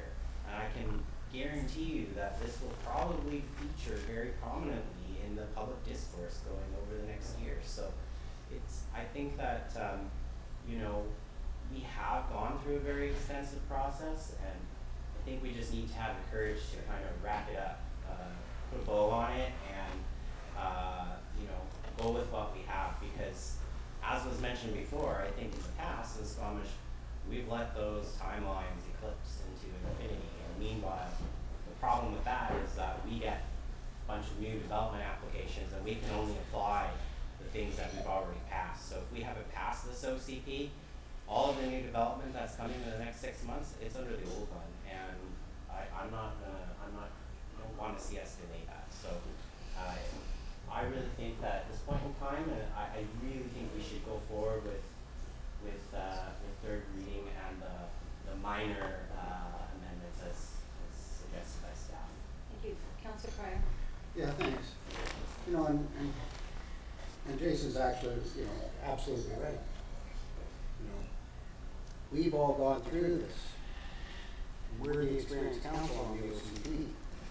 And so I wouldn't want it to be missed either. And minor amendments, of course we have to do those, because some of them are just one-word changes, and staff have caught those and brought them forward. And so I agree, they have to be done, but staff has also brought a few major ones forward that the community spoke out to us on. And I think it would be neglect on our part if we backed off on that and then left it for the next council to come along and go, what's an OCP? What is the OCP anyway? I've never heard of an OCP before. And then staff have to say, oh, well, we'll bring you up to speed on the OCP, but not right now. We've got too much work to do. And then the OCD will slowly slip off, and those major amendments will become a toothache, because people will be coming through, and there won't be clarity on it, because we haven't put the clarity on it. The ones that are experienced with the OCD and have gone through all the public process, the ones that should be making the decision on it, are passing the buck onto potentially 6 new councillors and a new mayor. But then that to me is not good business for us to be. Well, it's not good business for us to be dropping that on the next bunch. Finish it. So, just for clarification purposes, if the council adopts third reading, passes first, third reading, and adoption without sidecar, council's spoken. This is what, so. I don't support that. Yeah, no, all I'm saying is that council can just adopt this technically and has dealt with the issue. We're not leaving it out there. I think where Councilor Pryor is going is that he would like to have further specific consideration of the potential of some Of what staff is back to us as they feel there's some changes that are required. No, so just to clarify, what staff have outlined are not changes that they think are required. They are articulating some of the major, some of the things that people said that would force either going back to second reading or a sidecar. Could you explain that again? This is not their recommendation. No, I'm not saying it's a recommendation, but it's things that you heard loud and clear in the process. The changes, the substantial changes that you brought forward were things that you heard loud and clear in the community coming to you, so you brought them forward. You're putting words in my mouth. Can you just speak to how your report is outlined and thank you. Okay, just to be clear, the staff report that we brought forward begins with a recommendation for third reading with a set of minor amendments. And then in the staff report, we also articulate the items that would create the need for a substantive amendment that we heard either much discussion around or a lot of input on. So we tried to articulate those because we thought those were important for council to consider because they were heard at the public hearing. Thank you. Exactly. And some of the issues many people talk to, and some of the issues Well, one there was person big talked enough to. that staff brought forward. No, they were just completely different. They were different from what was presented. They were big enough that you brought them to us. You heard enough of that noise that you brought it to us.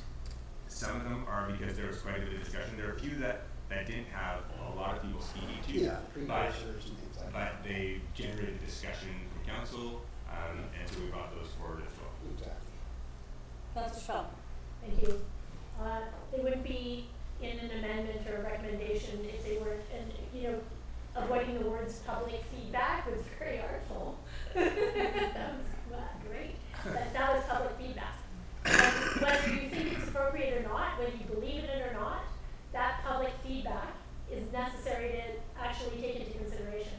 And there's things that have gotten in this OCP that I have no idea how they got there because I didn't hear them until they showed up in the documents, like brand asset inventory, which it's not in the work plan. I have no idea what it means. There's no scope, there's no scale, and yet that language is in our OCP. So I don't know how that got there. And I don't know who put it there or how who recommended that we have that we require one person to do an entire district-wide asset inventory, but it's not appropriate language and it needs to be taken out as a part of an amendment. So voting on an OCP that, the integral part of the OCP, there's amazing things in the OCP on transportation, on housing, on health, on all of these things. And yet this amassing, none of that can be achieved if you stuff density into a road that's got one entrance and one exit with 30 years of planning to get another exit going in Ministry of Transportation. So having other areas to build in is so important, and as Councillor Pryor says, it can't be left to another council. It has to be done now, is that we build out of our sensitive habitats. And I just, that fragmentation of thought and that use of language that is incredibly populist language, but doesn't apply to our region. It doesn't apply to this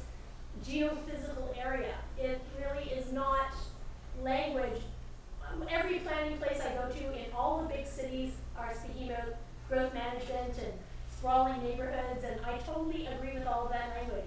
But when I look at our physical area, it has to be looked at in isolation of outside noise and not the planning principles that you normally work with because of our extremely sensitive geophysical areas. And to vote for third reading in its entirety tonight, you know, I'm gonna turn it down in its entirety, and I want the sidecar readings, because I think that the public has spoken enough that we need to pay attention to that. I'm wondering, Matt, if you could just go over potential timelines, should we consider a sidecar? Because essentially, adoption, you could vote against adoption too, and first and second reading of, if we decide to do a sidecar, are coincidental, correct? Sorry, say that again, I was just looking at the slide. In the report, it talks about adoption, early June, and potential first and second reading of a sidecar, basically coincidental. So that's the process outlined in the report, potentially, if council goes there. Sure. Yeah, I can go over this slide, which has timeline. May I just respond to Please do. comments first? I do want to highlight that I was not trying to avoid the term public feedback. I certainly recognize the substantive elements that we incorporated into the staff report was to reflect the public input. I was just trying to characterize why particular items were in there, because there were many things that were commented on and that we didn't make it in there. We tried to pick the ones that we thought had much comment or generated discussion. So I'm not trying to avoid the term public feedback for sure. And also I did want to say the brand asset inventory, it was a comment that came from a council meeting that we incorporated, from one of the workshops. It did come from a workshop, and it was incorporated to the policy following a workshop. Okay, but I always thought that anything had to go to public, and it, you know, it sort of snuck its way in at a workshop, and then I didn't vote. We had a vote on all 6 precursors, and it was never laid out what brand asset meant. I don't think it was ever really fleshed out, and yet it ended up as a major policy, a requirement for anybody, and almost impossible to achieve because our brand assets are not municipal owned. They're actually provincially owned. So now we're doing brand asset on provincial assets. So I'm not, you know, we've got 5 provincial parks. Most of our trails run in provincial parks. If we actually did a brand asset, we'd have to include maybe, you know, the border trail and, you know, go into federal waterways, and that is like, it's a crazy requirement. So in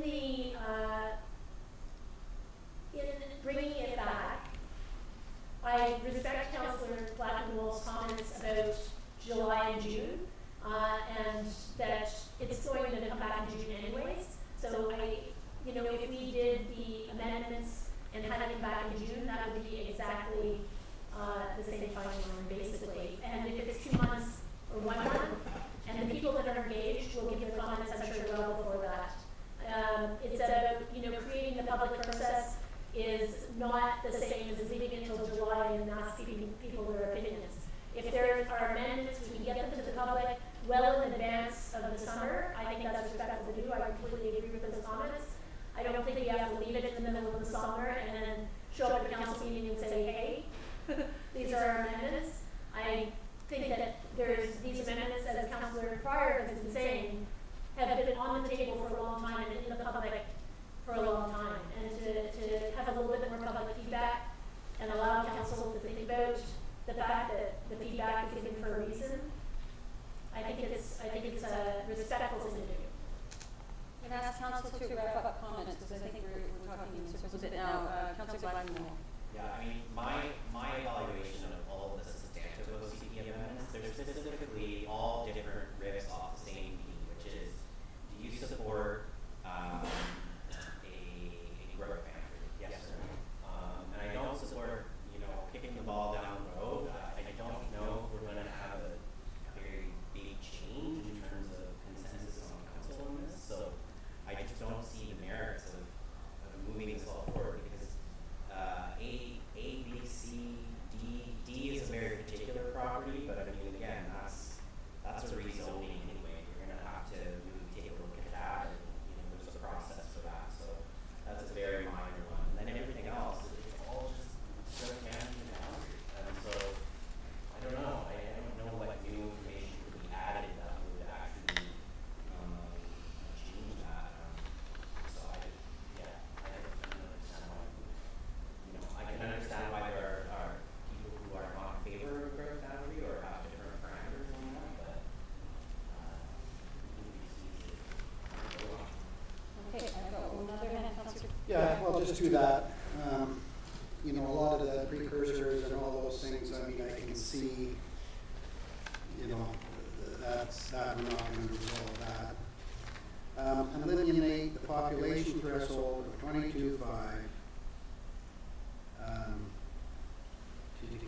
consider development applications for future residential neighborhoods which provide extraordinary community benefit. All in favor? Opposed? Motion carries. Okay? I mean, that's all it would take. That's the only one it would take. I mean, all the other stuff, sure, we can leave all the other stuff. I mean, it's an OCD, and 6 months from now, we'll be, that group will be talking about OCD amendments, because that's just what, I mean, that's the animal. I mean, we'll be amending the OCD. But that would put that to rest, in my opinion. Matt, maybe I'll just have you quickly go over the two options. I guess there's three options. One is just simply pass third reading. But two options should council want to consider one or all of major amendments that would be necessary. Yeah, okay. So, should council decide to choose to incorporate some substantive changes, there are two options.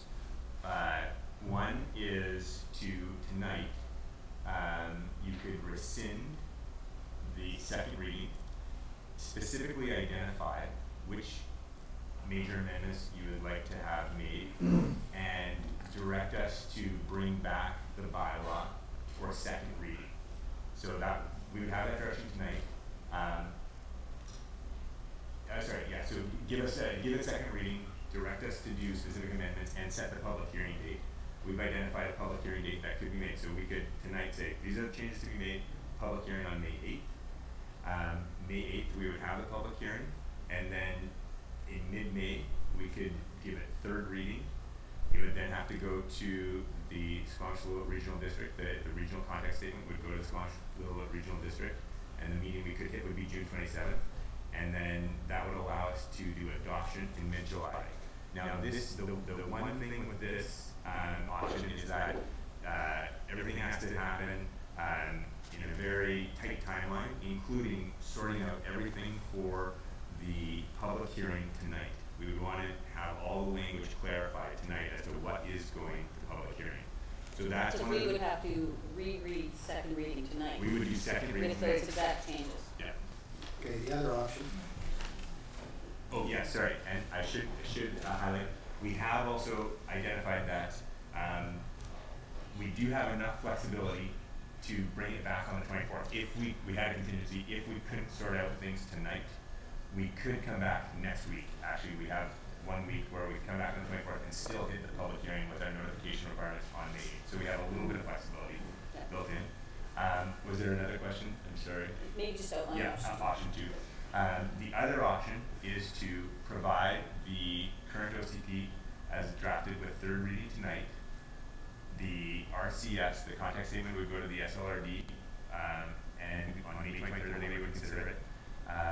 If it came back accepted, which we expected it would, then in early June, the OCP could be adopted, and at that time, we could bring forward the bylaw, which would have substantive amendments that hopefully we could identify much of the direction tonight. If we needed more time, we could discuss at a future meeting what that substantive amendment would be, and it would come to council in early June when the OCP was adopted. And then early June, we would do first and second reading of those substantive amendments. A public hearing could happen in late June, and third reading and an adoption could happen by mid-July. Does that clarify or answer that question? Does that clarify things, Councilor? Yeah, it's clear as well for me. What do you guys want to do? I mean, what's the one We that? recommend third reading. Yes, yeah, I kind of proceeding do to too. adoption. These are just options the council wants to make substantive changes. But one is to rescind and not give you a third option, or third reading. I think if council pursues option one, which is to go back to second reading, I think it'd be most productive if we could have a week between now and then, so that we can get some direction maybe tonight from council and then actually draft an amendment. So that's the best way to go. No. No, we recommend just giving third reading. Okay, The yeah, way so the that's law the is, best way to go. with the minor amendments. Well, just to clarify, we haven't identified Yeah. one of these that we have preference for. There are some real trade-offs with Yeah. these two. We really identified, our recommendation is adoption of third and Okay, with my so amendments. that's good. Here, if you have a choice, we haven't identified a preference between these two. We've just tried to give you the pros and cons of these two different options. Both are viable, but there are some pros and cons on both sides. And you want to pick one? No, Yes. it's for council to I'm choose, trying to. Councillor Carter. Yeah, but I mean, they're our staff, right? I mean, they're the ones that have to do this. They've made a recommendation, Councillor Carter. And so you want third reading, that's what I. They're recommending third reading with minor amendments, which is the motion on the floor right now. There it is. Yeah, yeah. No, I know. Well, can I just say that I'm happy with the third reading. I'm happy if we take A in the potential substantial OCP amendments and have A come through when we give our third reading and come back to council. So A is in second reading for us to take that clause and make that law. Can you clarify what you mean by A? Delete policy requiring district's population to have Thank you. reached 22.5 prior to consideration development applications for future residential neighborhood land which provides extraordinary community benefit.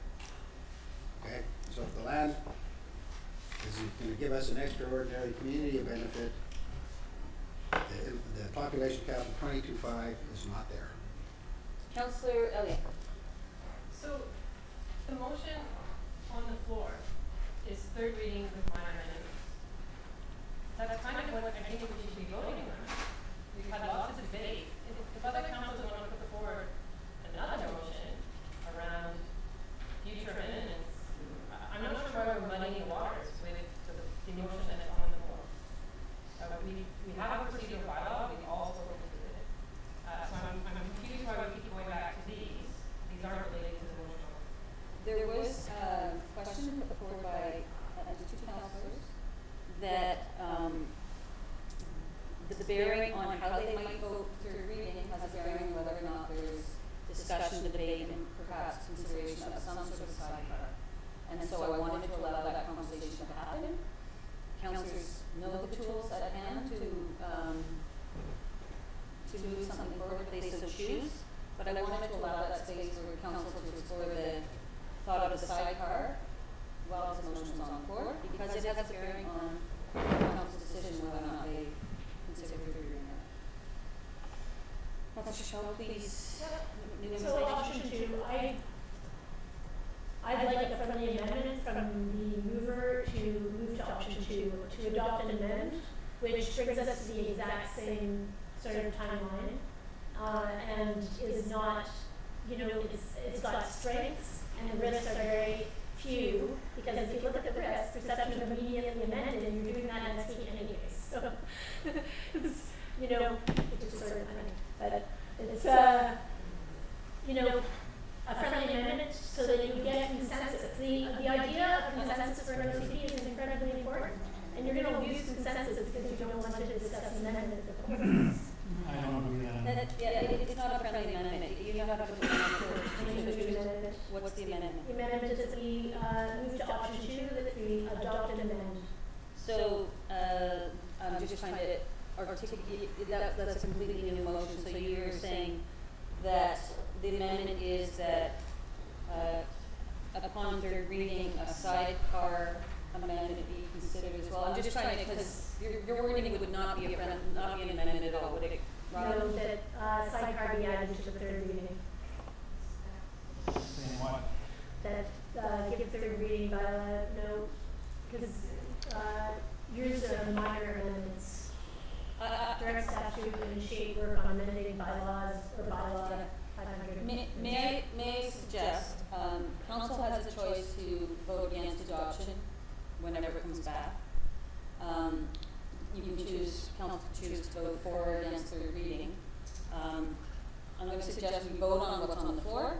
Council will want to put forward a separate motion on what a sidecar might look like. We'll do that, and if it doesn't meet certain councillors' expectations, they can vote against adoption down the road. So, say that again, so I support it this time, this time I don't, because we don't. If the sidecar doesn't meet your expectations, you can vote against the bylaw. Adopt. vote against third reading too. Absolutely up to council's individual discretion. Well, I'm gonna call the question. can I just speak to it just a bit? Well, the sidecar motion doesn't come till after we vote on it. That's what I'm suggesting, because I think it would just be a little too confusing. So I'm gonna support third reading, and I'm gonna bring a sidecar motion forward afterward. Thank you. I'll call the question. All those in favor? Opposed? Councillor Chappelle opposes. Motion carries. Okay. The motion is to give it third reading with minor amendments. So that's the OCP with the minor amendments, not a major amendment. So then the sidecar motion would be that when the OCP comes back to us next time, the elimination of A, potential substantial OCP amendments, whatever A on page, Councillor Barr, can I help guide you a little bit here? yeah, There's a motion, up there it says, so we've done the first one. yeah. You can add a motion that says that direct staff to initiate work on amending bylaw to address the following substantive items, and then you can list them. Okay, well, that's what I want with A, elimination of population thresholds. So, no, just that. 22.5. Yeah. You have to be really clear, because Yeah, there's well, two A, different. I'm trying to be clear. A and it's called elimination of population. A includes elimination of 34,000 and 2,200, 500, 20,500. You need to be A, clear. the 22.5. 22,500. Yeah, and so in speaking to that, I just feel as this is quite. It's not seconded. Oh, if someone would second Is that. there a seconder? Seconded by Councillor Chappelle? Anyway, I mean, I did support third reading, so it shows I'm a team player. And I just, for all the reasons I mentioned earlier about downloading this onto a future council, all those things, I'm hoping that council will support this just to put that one area at rest. And so I'll just let the cards lay where they may. I'm open to a sidecar to consider the withdrawal of 22,500. I always thought it was a bit of a false benchmark anyway, because I think the policy precursors will end up getting us there anyway. So I'm not necessarily married to that 22,500 threshold, and I'm open to considering its removal. The only other piece, and it's not in the motion as it is, the only other piece that I would like more clarity on is the brand asset inventory, to really understand that, because I do think it's an ambiguous definition or concept. And I think we thought maybe in that time it takes to get to 22,500, we would start to flesh that out a little bit more. I think I know the intent of it. I think the intent is to make sure that if we're going to develop outside our growth management boundary, we ensure that trails and ecosystems and all those things are clearly fleshed out, so we don't ruin what we're trying to preserve. I wouldn't have supported taking the 34,000 threshold off, because I think that's actually the thing that forces the extraordinary benefit in these lands. And if we take that threshold out, we would actually lose the leverage to really create one-of-a-kind opportunities on any lands outside of the growth management boundary. So I wouldn't have supported that. But the 22,500 has always been a bit of a confusing benchmark for me. Not saying I would vote for it or against it this time, but I am open to including that in a sidecar amendment. Councillor Chappelle. I agree with all of that. Those are the two, those are the two policies that irk me the most.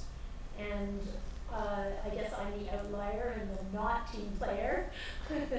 But I also, it bothers me when people laugh at other councillors making motions or speaking. So, but, I really hope that you guys would respect other councillors' opinions. And yeah, I totally agree with you, Mayor Huston. Councillor Blackman Wilson, Councillor Craig. Absolutely respect all my councillors, fellow councillors' opinions. Don't always agree. Councillor Craig. I just wondered if the mayor would like to revise that motion to add the precursors on the, what you just talked about there. The brand asset Yeah. precursor? Yeah, and put that on the, so that would be the two things on that motion would be 22.5 and the precursors for that brand. You made the motion, Councillor Craig. Yeah, well, I'm happy with that. There's, should we have a motion to amend that, or is it okay to do friendly? Okay, so the motion is that, a sidecar staff, initiate work on amending a bylaw to address the following. One is consider the 22,500 threshold in the growth management policies. And two, consider removing or amending or defining the brand asset precursor. Is that fair enough? Is that clear enough? Mayor, through you, just that second piece around the brand asset inventory, those are quite distinct alternatives in terms of removing versus amending or further defining. So I think we're looking for some clarity from council. Is it that it's in principle it's supported but needs to be further defined if you're at a point where you can actually clarify that, or is it to further explore or to options around the Certainly brand from my asset? understanding, I'd like to understand exactly what it is a little bit more and how we expect that work to be done and who would do it, to really understand if it's a reasonable precursor or not. I just find it's not, so that's for me, I don't necessarily want to pull it out, that's just my perspective. Councillor Chappelle, Councillor Lee. Thanks. The fact that it's not defined at all, and we even have to add that, or ask if it's gonna be amended when we don't know what it is, I'd like it just removed, really, from, and if somebody at a later date finds some reason to do an extensive study again, to figure out what our assets are, I'm happy to explore that in the future, I just don't think it should be in the So, perhaps, maybe we'll split out the various things and vote on them separately, just because I think we were not gonna get to it. I'm happy to have a conversation about it. I'm happy to, I'm happy to explore it, and if it's in as however it gets put in, and it gets explored, and however you wanna spend your time, I'm happy however it goes. I'll vote for, just as long as there's discussion and the sidecar, so we get the ability to actually decide on something that's viable or not viable. Thank you. Councillor Elliott, and Councillor Race, and Councillor Blackmore. If the motion on the floor is to keep them combined, then I'll be voting against it. I think they're vastly different things. One absolutely affects our growth management policies, I'm not going to vote against. Amending that in the SCP, which we just gave third reading to, and the other is a definition.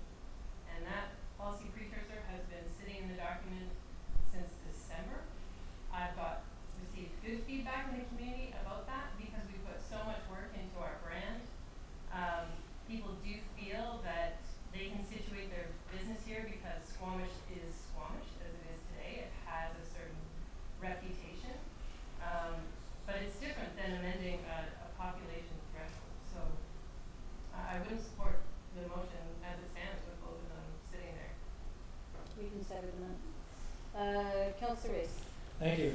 So, yeah, if it's for both of them, I'm gonna vote against it. I'd probably vote against either one of them. But the 22.5, I gave reasons before when I was speaking about why I thought that was appropriate. And the problem I see with taking it out is that invites somebody, the landowner, to come in tomorrow and start an application. The problem with that is we don't have the policy precursors in place, and I think that's a very, very important part of this process. And so now we're planning a subdivision or development without that policy in place. You could just guess about the policy, but it may not turn out that way. And I don't think it's actually to the benefit of the property owner or staff to kind of go down a road and then find out we're actually gonna end up in a different place. And the property owner then has to kind of reel back, start again, spend more money, and come back in under the new policy. So I'm not sure that that's a good idea. So I would vote against that one. The brand asset management, I can remember at a committee meeting asking staff exactly what that was about. And what I took away from that was that what we had to do was just have a little bit of clarity about the scope of that. Because when you start talking about brand asset, you can spend 10 years trying to answer that question when you're talking about management of that and how extensive is it and are you identifying every single climbing route and so forth. But I think it was an idea was just to kind of put a circle around what the scope of that was, and we might need a little bit more clarity about that. And I'm not sure if this motion actually does that, so I would not be supporting this motion. Councillor Buckman. Yeah, I'm the same. I'm not in favor of either of those sections, and in particular, I'm concerned about the 22.5. If we remove that while also adding in the 34,000, I mean, who's to say that, you know, we're not going to get 6 major development applications in right away in all the future residential neighborhood areas. So, to me, that just doesn't really make sense to me, and I think staff, you know, there's some work that still needs to be done after the OCP that can get done within a reasonable time frame, and it's better for all involved that work be done first rather than having an application in front of us or in front of staff. Can I just ask council staff to clarify? There's policy precursors, and I don't think there's any talk about taking any of them out except perhaps defining one better.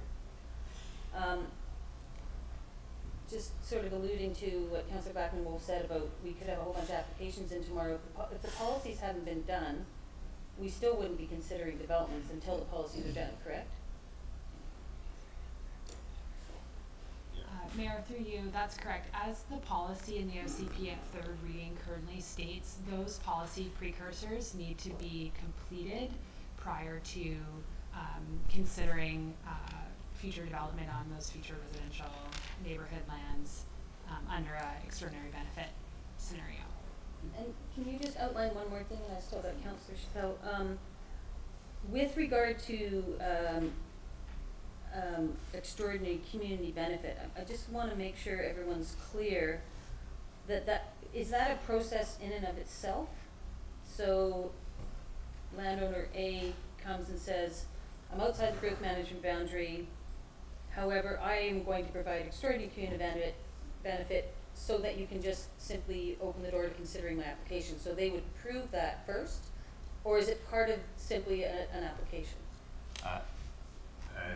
So there's policy in the growth management section that sets up the process for evaluating the proposal of an extraordinary benefit.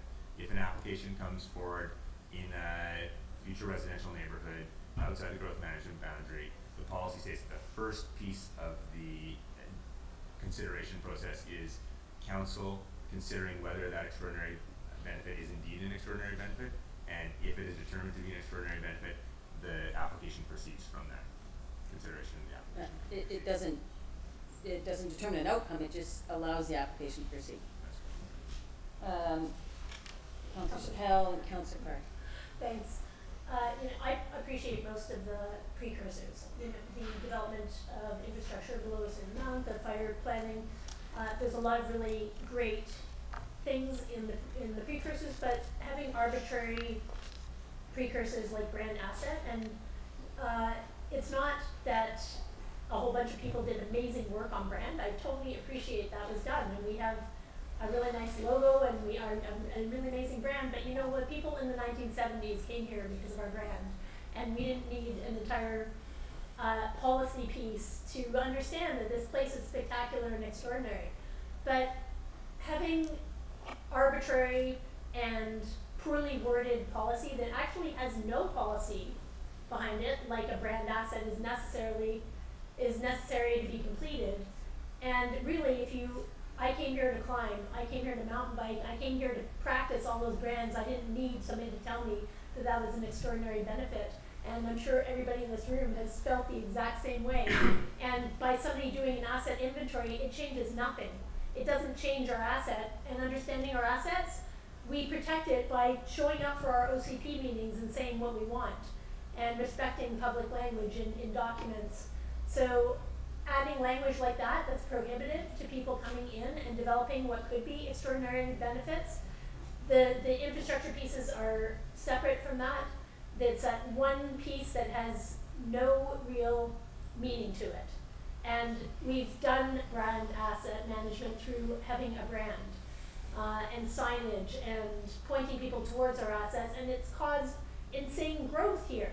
That's what brand asset has done. It's made our, Instagram is our brand asset. We're global with our brand right now because we have an extraordinary place to live. And most of this OCP is extraordinary as well. It really defines our assets. It lays in amazing active transportation. You guys have done a spectacular job. And then there's these like arbitrary pieces that are put onto specific properties. And as a person that is really, I love policy. I went and did an MBA because I love policy and finance now. That's an extraordinary benefit for me. And when I look at this document and think about arbitrary building or arbitrary policy, I want it to be as clear as possible so that when people come, they're not arbitrarily coming to a six-person council and the mayor and saying, am I extraordinary? Does this provide benefits? And meanwhile, we are zoning outside our OCP. So it just, those hypocrisies, I would say, really irritate me. And I, I'm hoping that council will drop their biases a little bit and vote to have the conversation, because this is really all it is. It's saying that we're going to allow the community a little more conversation on these unclear bits. It's not saying we don't love the OLCD. It's saying there's a little bit of clarity needed, and we're taking a month more to really sort that out and make sure that everybody's comfortable. Because having an OCD where people vote against it, that's an entire population of Squamish, of people that voted for me, that voted for Councillor Pryor, that are not agreeing. So I would love consensus on this OCD. And I think we can get there. I just think that we need a little bit more conversation with the things that were brought forward by the public. Councillor Pryor, I saw your hand, but what I'm gonna do is I'm gonna sever, we'll vote on 25, and we'll vote on the one policy, or clarifying that policy speaker, that one policy speaker. Okay, well, my motion, so I'll second that, I guess. I think the chair just severed them into.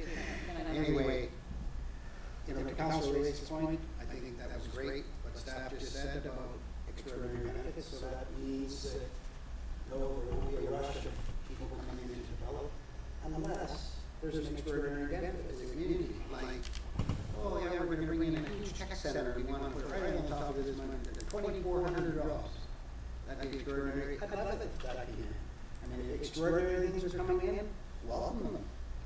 So I'm not worried about rash on the 22 cap. So I think it just makes more sense to me now than it did before you answered the previous questions here on that. It makes more sense to me now to eliminate 22.5. Okay.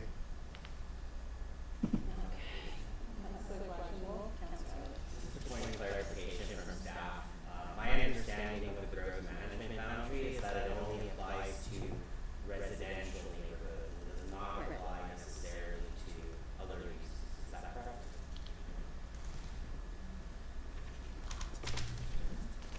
And just another point of clarity for Councillor Blackman-Wolf. So there's distinct things that we're talking about. There's the population threshold, which is distinct from the growth management boundary policy as well. And I just, in following the conversation, I want to be really, really clear that everybody has the same understanding of the policy as it's in the bylaw related to 22.5 and how it interacts with the policy precursors. So I'm just going to, if council's okay with this, I'm just going to actually read the policy just to be crystal clear, because I'm concerned that maybe there's not total clarity. So in, this is policy 9.2F within the growth management section, which says that despite 9.2A and 9.2C, and these are policies related to the growth management boundary, the policy states, consider residential neighborhood development in a portion of future residential neighborhood parcels located adjacent to existing developed neighborhoods once the district's population has reached 22.5, as identified by either annual population estimate, provincial population estimate, or the federal census, provided the following criteria are met.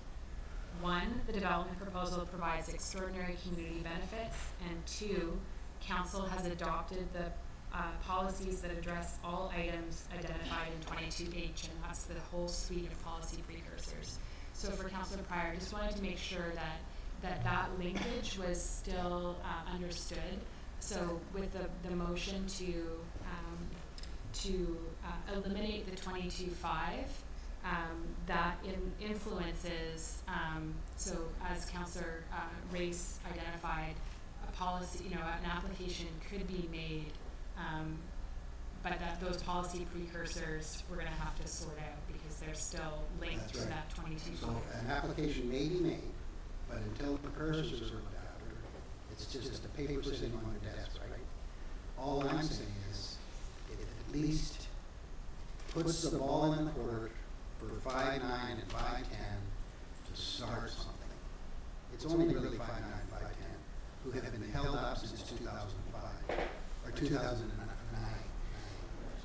when the growth management plan was adopted.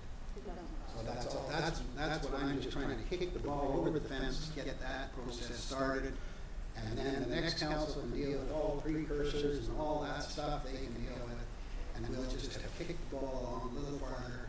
We don't have to deal with a big OCP amendment.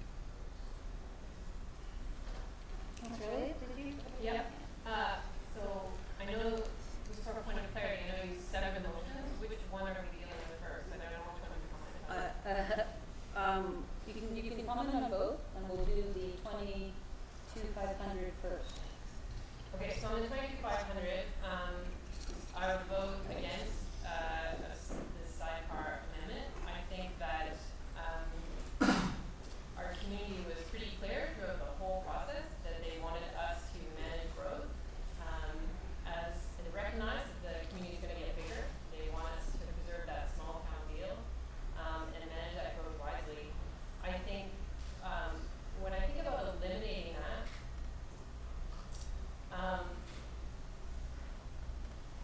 my fear is that we will get a proposal in the short term. And the fact of the matter is that once the OCP is approved, we have a huge piece of work to do in terms of amending our zoning bylaw to now align with the new OCP. We have major pieces of policy that we need our staff working on right now around green, the subdivision control bylaw, and other pieces that we know are on our priority list over the coming months to really just deal with the growth we have in our current developable areas. And so I think it's really important to give this community a space to breathe, to put the right policies in place. It's not a long pause. And we know, because we get OCP amendments quite frequently, that serious developers who put the time and effort in bring forward amendments to the OCP. We're seeing that right now in another part of the community. And there's nothing that stops a developer anytime from doing that. But we need a little bit of space to put some fundamental policies in place so we're not trying to play catch up while also looking at applications. I don't think this is an unreasonable request. I believe it still leaves the door open. And I think it's what our community has asked us to do all the way through the OCP process. Not necessarily the people that showed up at the public hearing, but certainly people spoke loud and clear about the importance of protecting and managing our growth wisely. I just need you to clarify one piece. I don't think anyone's suggesting we take out 9.2H. which are policy precursors. So they would still be in there, even if the 22,500 came out. We wouldn't consider a development application until those policy precursors were in place, correct? Correct. And So- firstly, that that there's the extraordinary benefit piece. That's one of them, yeah. Okay. Before I call the question on the first part of the motion, I think we kick this one about. I'll call the question. All those in favor? Opposed? Councilors Whack-A-Mole, Elliott, Kent, and Race opposed. Motion fails. Second part of the motion was further refinement of the brand asset inventory precursor. That's still on the floor. Would anyone like to speak to it? Well, I'd like to see a little bit of a review of that, for sure. Okay. Yep. I don't support a CDP amendment around this. I mean, we have things in our strategic plan over the last 4 years, like real estate, and facilities strategy, and the scope of that was determined as we brought that piece of work forward. I think what's in our document, this is a high-level guiding document, and I think the scope and how we determine what is reasonable for our community to undertake, and the timeline in which we want to do it. I don't think anybody on this council wants to see us drag out the policy precursors. Most of them are already underway. So I think that's a scoping issue of council, and I'm happy to see that come to the community development committee, but it is not a reason in my mind to amend those. This is the highest level document, and we get more and more clarity as we pull things out of it and deal with them on a one-off basis. So to me, this doesn't need to bar at all. And as Councillor Elliott, just to be clear, we would deal with this at a policy level anyway, and we would define it through that process. Councillor Shaw. That's awesome, except it's not a policy. It doesn't even say anything. There's nowhere you can find it. If you Google that, it doesn't come up anywhere. It doesn't exist. There's no policy. So to say it's being removed from the OCD because it's a policy that's been worked on or gone to the public or had any thought put into it whatsoever, except for we have a brand and we have to do an asset inventory. I don't even know who said that out loud and how it ended up in here. Because it certainly didn't go to the public. Nobody I know knows what that is. So when you have something that is that arbitrary end up in your OCP, it is deeply concerning to me. I don't know how it ended up in there. So arbitrary policy in our OCP needs to be at least discussed. And so voting against this because we just don't want to have a discussion on it is, I find that disrespectful to the public because the public doesn't have any idea. It came to a council meeting in the afternoon one day and we haven't had a robust discussion on it. Nobody knows what it means and it really affects our growth. It's in one of the 6 precursors to a bunch of developers actually being able to build on their land or put forward an application even. And it's not even being worked on because nobody knows what it means. And we've got a lot of things to work on, like the zoning bylaws. I totally agree with that, which is why this needs to be pulled out. Because it's arbitrary, because there's no wording around it, and because we have zoning bylaws to actually work on to integrate with this OCD, and that's huge. So this seems like a small thing to make it amenable to other people. And there should be some compromise by this council. And the whole, we need to pause is, yeah, we need to pause, but we haven't paused. We've built and rezoned every piece of land in this district. So, and we're rezoning our green space, and we're rezoning our seniors land, and we go on and on with our rezonings. And we have an immense, it's like 10,000 houses on the books. Can you stick to the That is motion on the floor? the whole Brand idea that asset. we're pausing and that We're on this the is gonna brand cause a asset. pause, on the brand asset management, that it's gonna cause a pause or cause people to actually, I don't know how that achieves any of those things, like pausing or, it doesn't cause pause, it just causes people to go, what is that policy and how can I achieve it? And we won't have anything in place even after we reach 22, which is we're already at 20, we'll be at 20, we're probably already at 22. And then people have to go through a brand asset management and we won't have a policy then. So I'm just going to read exactly what it says, because it's very clear on what the brand asset is. What it isn't clear on is what Councillor Elliott spoke to, which is the scope. Is it the entire district? Is it just on one piece of land? And those can be defined through the policy development. brand asset inventory identifying specific recreational and connectivity values of all trails and key recreational assets within the district. That's pretty clear, but I think what is not clear, or what isn't defined yet, is does that have to be done through the whole entire district before we consider it, or is that on a parcel by parcel basis before it can be considered? And that's the scoping piece that I think will be defined through policy, is what Councillor Elliott is saying. Can I? Yep, go ahead. So if it said define the connectivity between neighborhoods and how your piece of, how your parcel of land is gonna contribute to the active transportation plan and connect neighborhoods, and actually not ask for every trail and every climb to be inventory, which isn't in our district. It's not in our district. Our brand is in provincial parks. So are we branding provincial parks? Are we branding stuff that's in our district, which we don't have much in our district? We have we just have residential. We don't even have work in our boundaries anymore. We all commute south. So doing our brand asset inventory on something specific, like do we have are you going to add cycling trails? Are you going to add, how are you going to add to our brand asset is different than a brand asset inventory. I would accept that, even like how we're going to add to our brand asset inventory. But it's not. It's very arbitrary. It's asking for listing items that are not in our district. Matt, Sarah, did you want to? I saw your hand. Yeah, I would like to provide some clarity just for council and the community too about the sort of the context and the genesis of this policy precursor, very simply, and the evolution of how we got it here. And I think some of the key pieces around what was kind of the spirit of the intentions behind the policy precursor. So the brand asset inventory was highlighted as an additional policy precursor at a growth management workshop for the OCP, I believe back in July. There was a lot of discussion around it. As council will recall, we had sort of a progression of 3 growth management discussions. And at the third one, council provided staff direction by motion to include the set of policy precursors, inclusive of the brand asset inventory. And at the time, the conversation was really around inventory, not necessarily like a management plan, but the spirit behind it that staff took away from that council workshop was really to add a more sort of global for Squamish, to look at what those key assets are across the community and the ones that are sort of connector points between large areas of future development.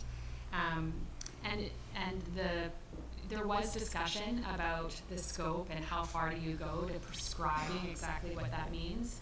In the simplest, in its like on the surface of it, it is high level. We haven't gone down the rabbit hole to really scope it out because, as Councillor Elliott sort of highlighted, typically when we have sort of policies that are policies in regulatory direction to consider amending a zoning bylaw or develop further policy, that gets ironed out and worked out through staff work planning. So once it's resourced, so there is an opportunity to do that further.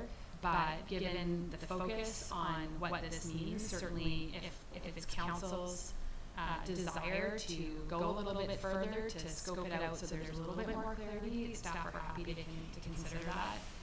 Council's direction, but the other side of it is that it gives a lot of flexibility around defining that once we get to that point.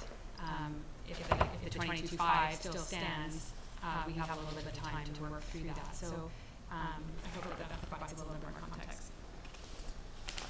Councillor Elliott, and then I'm hoping you call the question on. No, thank you. I just wanted to ask that if there's nothing arbitrary about any of these policy precursors. We voted on them each individually as we went through the process, so I appreciate the clarification.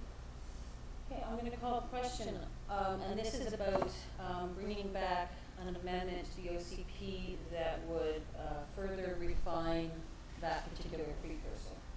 I'll call the question. All those in favor?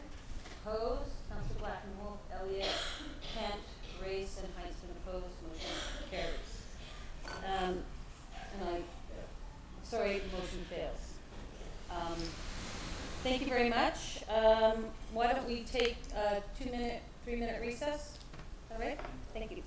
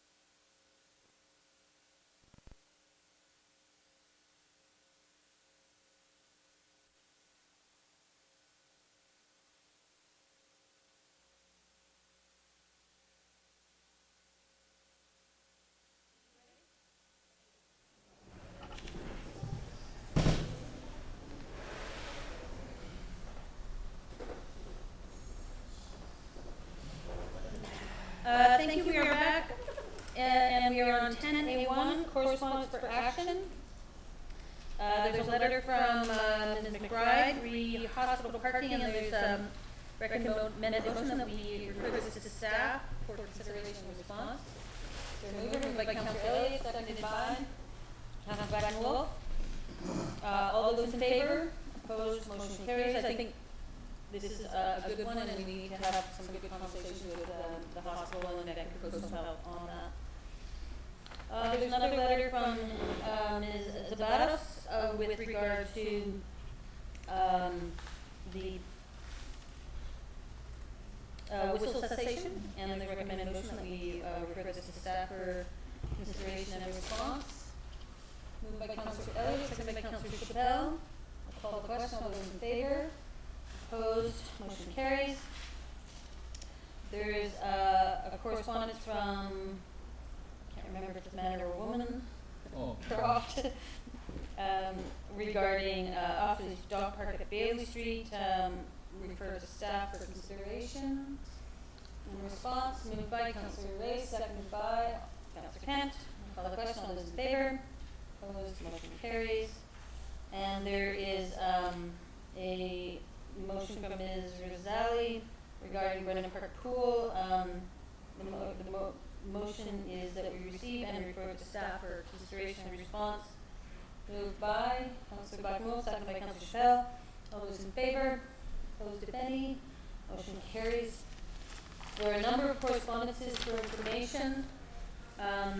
I would like to refer the letter from our MP, Pam Goldsmith-Jones, regarding candidate infrastructure plan and funding to staff. I had a brief conversation with our CAO about how we can start to tap into these funds, particularly since they focus on recreation and a couple things that we haven't been overly aggressive at looking for funding for. So motion to refer that one to staff. Moved by Councillor Blackmore, seconded by Councillor Race. All those in favor? Opposed? Motion carries. Are there any other correspondences that council would like to pull for consideration separately? I don't see any. There was something, sorry, in the the other Goldsmith-Jones letter that I thought was worth referring to staff, particularly around species at risk and rental construction financing initiatives.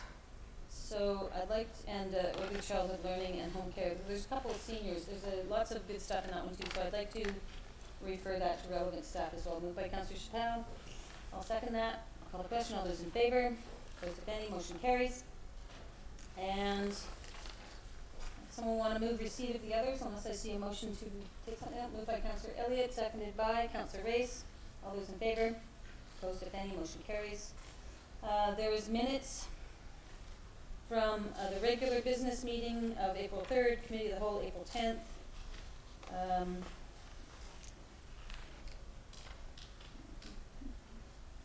We didn't do these all as one this time, but that's all right. Move receipt of the regular business meeting minutes of April 3rd. Moved by Councillor Blackmore, seconded by Councillor Pryor. All those in favor? Opposed, motion carries. Move receipt of the Committee of the Whole of April 10th. Moved by Councillor Kent, seconded by Councillor Elliott. All those in favor? Opposed, motion carries. There's a motion that comes out of those minutes that the regular business meeting be corrected on page 9, Squamish Off-Road Cycling Association, by inserting et al. Following circa. We've approved it with those changes. We're good. I'm just a little behind. There's another recommended motion that council adopt the real estate strategy dated April 10th, directed by staff to develop an invitation plan for this strategy. Moved by Councillor Kent, seconded by Councillor Chappelle. All those in favor? Opposed? Motion carries. Smart Cities considerations. There's a recommended motion that we authorize the submission of the application to Infrastructure Canada Smart Cities Challenge for the $10 million prize carry focus on developing a regenerative community. Moved by Councillor Elliott, seconded by Councillor Chappelle. For sure. Can I ask a question on that? Do we actually have the $10 million prize money focusing on developing a regenerative economy? Are we actually putting, was there a prize winner for that, or is that we're going to apply for it and then figure out what that means later? No, the Linda or Robin, do either of you want to speak to it? Heinzman, if I understand the question, and I'm not sure. Introduce yourself. Sorry, Linda Glende, CAO, District of Squamish. I'd actually ask the question you repeat just so I don't answer it incorrectly. There were people that spoke to different things, and most of them were not part of the regenerative economy. Did we pick one person that we're going to apply the money to, or are we just submitting an application and then hoping to receive money in order to invest in one of those project initiatives? Or will the project open up after we receive the money, and will we be accepting more applications for anything that's within the regenerative economy to fund? Mayor Heinzman, through you, when I hear the word people, I'm assuming it's the partner presentations that occurred at the community event.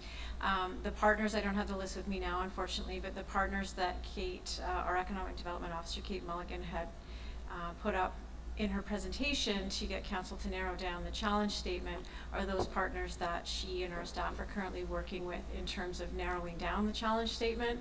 Once that occurs, and should we be successful in the first stage, which is the $250,000, that money then further goes to work with those partners on coming up with a proposal to apply for the $10 million. All six of the partners that apply? At this time, yes, they've all been working together. The idea is a collaborative effort, not picking one certain partner. Okay, excellent, thank you. You're welcome. And I don't think it even precludes bringing on other New pieces, That's exactly. but the 250 would help us Explore. flush out exactly what that looks like, correct? Correct. Thank you. Thank you. I'll call the question. All those in favor? Opposed, if any, motion carries. Business arising from the minutes, there was, we had a delegation that was speaking to providing free music nights in the park, and the request that came in front of council was actually just for one night, waiving of the, or grant and aid to waive the fees for use of the park and pavilion, and so there's actually more than one night, and so really the grant and aid is for $2,800, am I getting this number correct? $2,843.43 for 7 Sundays, or is it 20? Oh yeah, 7 Sundays. And so in order to do all 7 Sundays, we're waiving up to that amount, considering waiving up to that amount. I'll move it. Is there a seconder? Seconded by Councillor Breyer. Councillor Chappelle? Thanks. You know, I left feeling, I tried to find this person as a producer, and I'm sure he's got a lot of experience, but giving up every Sunday in the park really removes any ability for any other small community group to use the Osan Pavilion.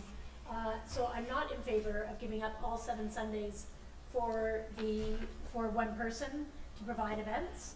I would need more than just I would need more of a presentation to understand expertise. I'd like to at least see a resume, and before giving up the Osan Pavilion for every Sunday that's not being used. There was not enough information for me to be able to make a informed decision about this, so I will be voting against this. Councillor Rees? Yeah, I feel the same way. I think what I could support is 3 or 4 as a trial, so we kind of get a feel for what this is about, but not to just dedicate the whole summer to them right off the bat. What I might suggest is we defer this and maybe fine tune this a bit more, get some real information back and understanding about the pros and cons of that. So I will defer this to a committee meeting in the future. Do I need a seconder for deferral? I'll second by Councillor Chappelle. I'm not going to specify the committee, but we'll put it on a committee agenda. All those in favor? Opposed? Motion carries. Committee minutes and reports. Community Development Standing Committee meeting minutes on April 3rd be received. Moved by Councillor Ray, seconded by Councillor Black and Wolf. All those in favor? Were you making fun of me bumbling over my words? Opposed? Motion carries. There's a committee recommendation on building bylaw 1822, amendment bylaw 2587, that council directs staff to implement phase 1 as presented to the committee on April 3rd, Part 9 buildings on July 1st, 2018, and phase 2, Part 9 buildings on January 1st, 2019. And that step 3, according to the BC Energy Step Code, be implemented for commercial residential buildings in phase 1, and that staff bring back options regarding step code implementation for commercial buildings. Moved by Councillor Elliott, second by Councillor Chappelle. I'll call the question. All those in favor? Opposed? Motion carries. There is a business license bylaw recommendation. I'm not going to read it out. Is there a mover? Just say cannabis. I can say cannabis. It's not just cannabis, but it is cannabis. We'll move the first one. Oh, we'll move the whole thing if everyone's okay with it. Nope. Okay. The first one, I'm going to separate them out. The committee does not support cannabis production as an allowable use in the rail yards and downtown in the zoning bylaw. I'll move that. Is there a seconder? Seconded by Councillor Elliott on that one. All those in favor? Opposed? Motion carries. That the Sea to Sky Business Park be included in the zoning bylaw update as an area where cannabis production is allowable use. Moved by Councillor Blackman-Wolf, seconded by Councillor Chappelle. I'll call the question. All those in favor? Opposed? Councillor Elliott opposes. Motion carries. Zoning bylaw maintain the current 300-meter buffer between schools and dispensaries. I'll move that. Is there a seconder? Seconded by Councillor Race. I'll call the question. All those in favor? Opposed? Councillor Blackman-Wolf and Chappelle opposed. Motion carries. And that the committee supports adding a buffer around Brennan Park recreation of 300 meters to east and south up to Highway 99 to the west and north. Can you change where the wording says committee to council? In Yes, these two motions? of course. We are talking about council. Moved by Councillor Ray, seconded by Councillor Elliott. You want to speak to that one? Yeah. Okay, go ahead.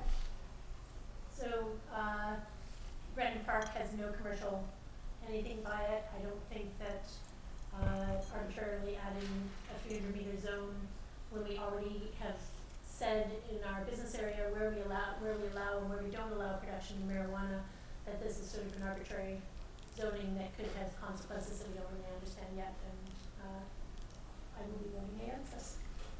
Councillor Elliott? I'm gonna vote for this. There's already a school near Brennan Park, and as we do our engagement on Brennan Park, we may be looking at partnerships with the school district to locate in that area if they're interested. So I think this is a reasonable ask at this point.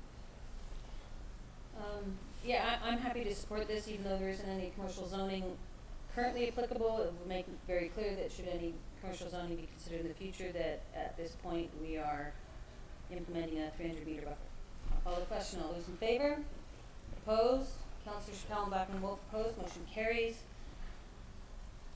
And that the zoning bylaw amendment include restrictions on dispensaries operating in the I-9 zone Sea to Sky Business Park.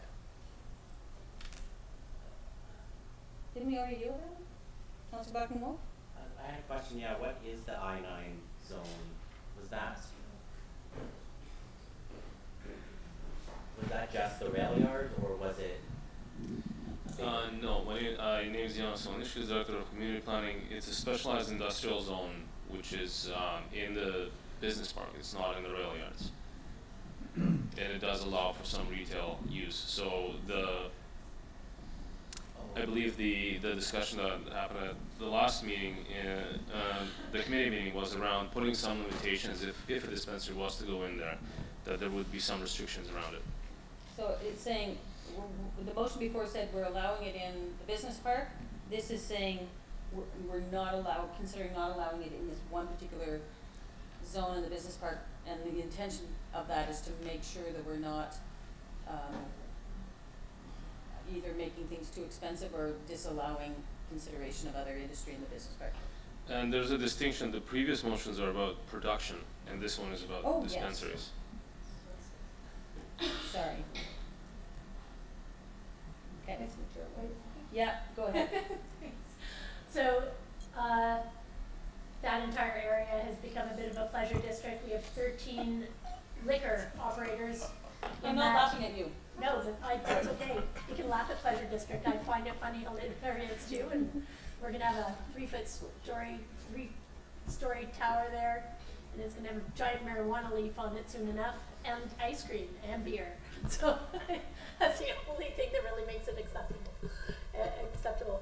And I just find restricting craft industries, I think that the future will be craft industries in this entire area. Did Mr. Buxton have to leave because he was laughing? That's funny. Anyhow, this entire area is going to be part of a walkable, transit-oriented, hopefully transit-oriented district, because it contains so many craft, it will contain an enormous amount of craft beer and probably marijuana dispensaries and probably growing as well. And those smaller dispensaries are going to be cut out of the economy after the regulations put it in the liquor board anyways. So it'll be interesting to allow those small craft operators in all industries, and I don't see it any different than alcohol, and I think it should be allowed in the I-9 district. Can I clarify? Yes, please do. So I don't believe the motion says that there's going to be no dispensers in an I-9 zone. It just says restrictions. So I think where we're going with is treating them kind of like, if you're producing, then you can have some sales in that zone rather than having just pure retail. Do you think that can I just ask? Yep. Jonas, do you think that motion captures that, or should it be rewritten to clarify that? Because that basically restricts, it doesn't really say what the restrictions are. Well, I just don't think we got that far at the committee meeting, so that will be coming up. Okay, I will support it then. Yeah, and when the bylaw comes forward, you. Wait, I'm gonna listen to Black and Wolf. Yeah. Councillor Black and Wolf. I remember now, and I remember this was the one where we thought that the cannabis superstore, kind of like big floor plate kind of thing. So, in my mind, if there was one place in the community you were going to have such a use, this is actually a good spot. It's got good highway exposure, destination type of economy. We're in the producing in this district. There's a lot of production happening, so new unique business opportunity. I'm okay with it, so I'm going to oppose this motion. I don't think anybody moved to second it. Yeah, so I'm going, don't remember. Did we move and second this? Sorry? No? Moved by Councillor Elliott, seconded by Councillor Pryor. I'm going to support it because I think it's worth considering something on this, although I hear what Councillor Black and Wolf and Councillor Chappelle are saying, and I'm open to that, but I think we may want to put some thought into it a little bit, so I'm going to support the motion. I'll call the question. All those in favor? Opposed? Councillor Black and Wolf, Councillor Chappelle opposed. Motion carries. Amend C4 zoning. Ooh. Yep. As a stopgap measure, be applied to the entire Bailey Street frontage. Yeah, it's an awkward motion. Do you want to re-articulate that? So, I think this was about extending the C4 changes to include the block that we missed. And then we talked about going around the corner a little bit to Bailey, but I don't think we meant the whole Bailey Street frontage. We meant that one lot that fronted Cleveland. That's correct. Okay. So for that property that does have both frontages, that's the motion it's targeting. So it should be at the corner of Cleveland and Bailey. Oh, yeah. Something like that. I think. Be applied to the lot situated at Cleveland and Bailey, whichever is clear for the address. Southwest, So southwest corner. how would you like to articulate? We could say to be applied to the entire frontage of the property that is at the corner of Bailey and Cleveland. Okay. There a mover? Or did we already move that? Moved by Councillor Elliott, seconded by Councillor Reyes. Can I ask a question for Claire? Yes, please do. So what is, that property is currently zoned, C4. it's already zoned C4. So how does this change the stopgap? How does this stopgap Well, currently the C4 zone, the changes that we recently implemented, some of those changes are limited to that, Pemberton and South. Right, okay. So this just extends. I think the Yeah. intention was to make sure it goes around the corner and not just, So can I, yep, go ahead. so I'm gonna oppose this. I just visited cities across the states and, seeing their downtown development and the interesting architecture. I don't think every lot needs to be rezoned with exactly the same facades and architecture, and it really does mean that we're just having we've gone from interesting architecture and allowing different architecture to having step-back architecture on every lot on Cleveland Avenue, and I'm worried about that because other towns are really interesting, and now we've just made it so that every building has to be step back. So I'm going to oppose this. Well, we've already done that for Cleveland, this is just for that corner of Bailey. I'm Okay, going to just go for clarify. something different. Okay, I'm gonna call the question, all those in favor, opposed, Councillor Chappelle opposes, motion carries. Home occupation, that the committee support allowing parking for a maximum of 2 business vehicles associated with a home-based business to be permitted in the zoning amendment bylaw. Moved by Councillor Kent, seconded by Councillor Blackman Wolf. I'll call the question, all those in favor, opposed, motion carries. Amendment to the RS3 zone, the council support the reduction of floor area ratio in the RS3 zone to reduce the maximum size of single detached dwelling permitted in the zone.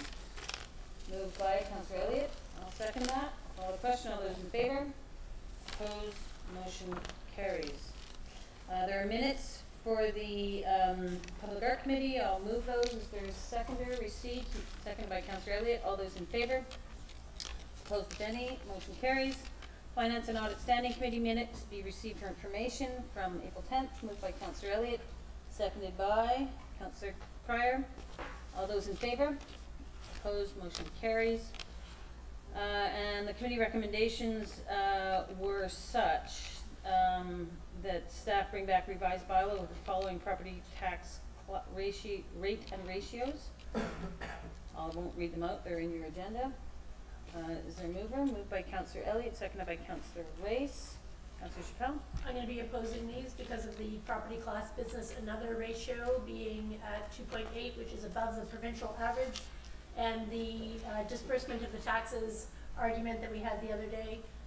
Basically, by lowering it to the provincial average, you'd be raising residential taxes by $14 a year. But with the class change and us rezoning Cleveland Avenue, the C4 zoning is really prohibitive for businesses in the downtown. Our property taxes have gone up immensely. The small businesses are paying, and I have to correct something. Councillor Pryor the other day was mentioning that a small business in the downtown was paying $1,800, and therefore he was going to be, that he was fine with it. It was actually $18,000. So for small businesses, you may think that it's, the argument that was used to not tax residences, $14, was that it's becoming expensive in our community. It's becoming expensive in our community because businesses have to pay tax. That's passed on to the consumer.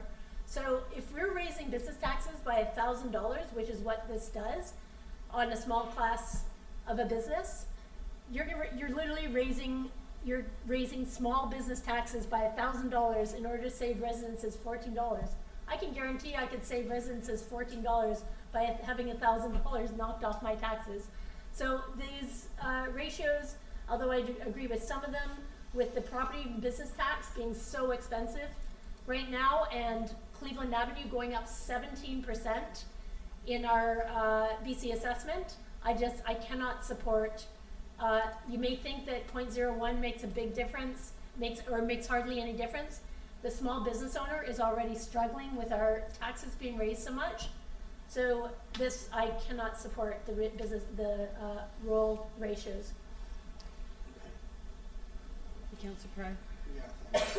And actually, I guess we don't have a chance to change this, because I did have a chance to talk to a bunch of the small businesses, and I was wrong when I said, you know, it's a lot more, their taxes are going a lot more up than I thought. And so every small business that I went into and talked to said they'd go for the residential ones more than the business ones, so.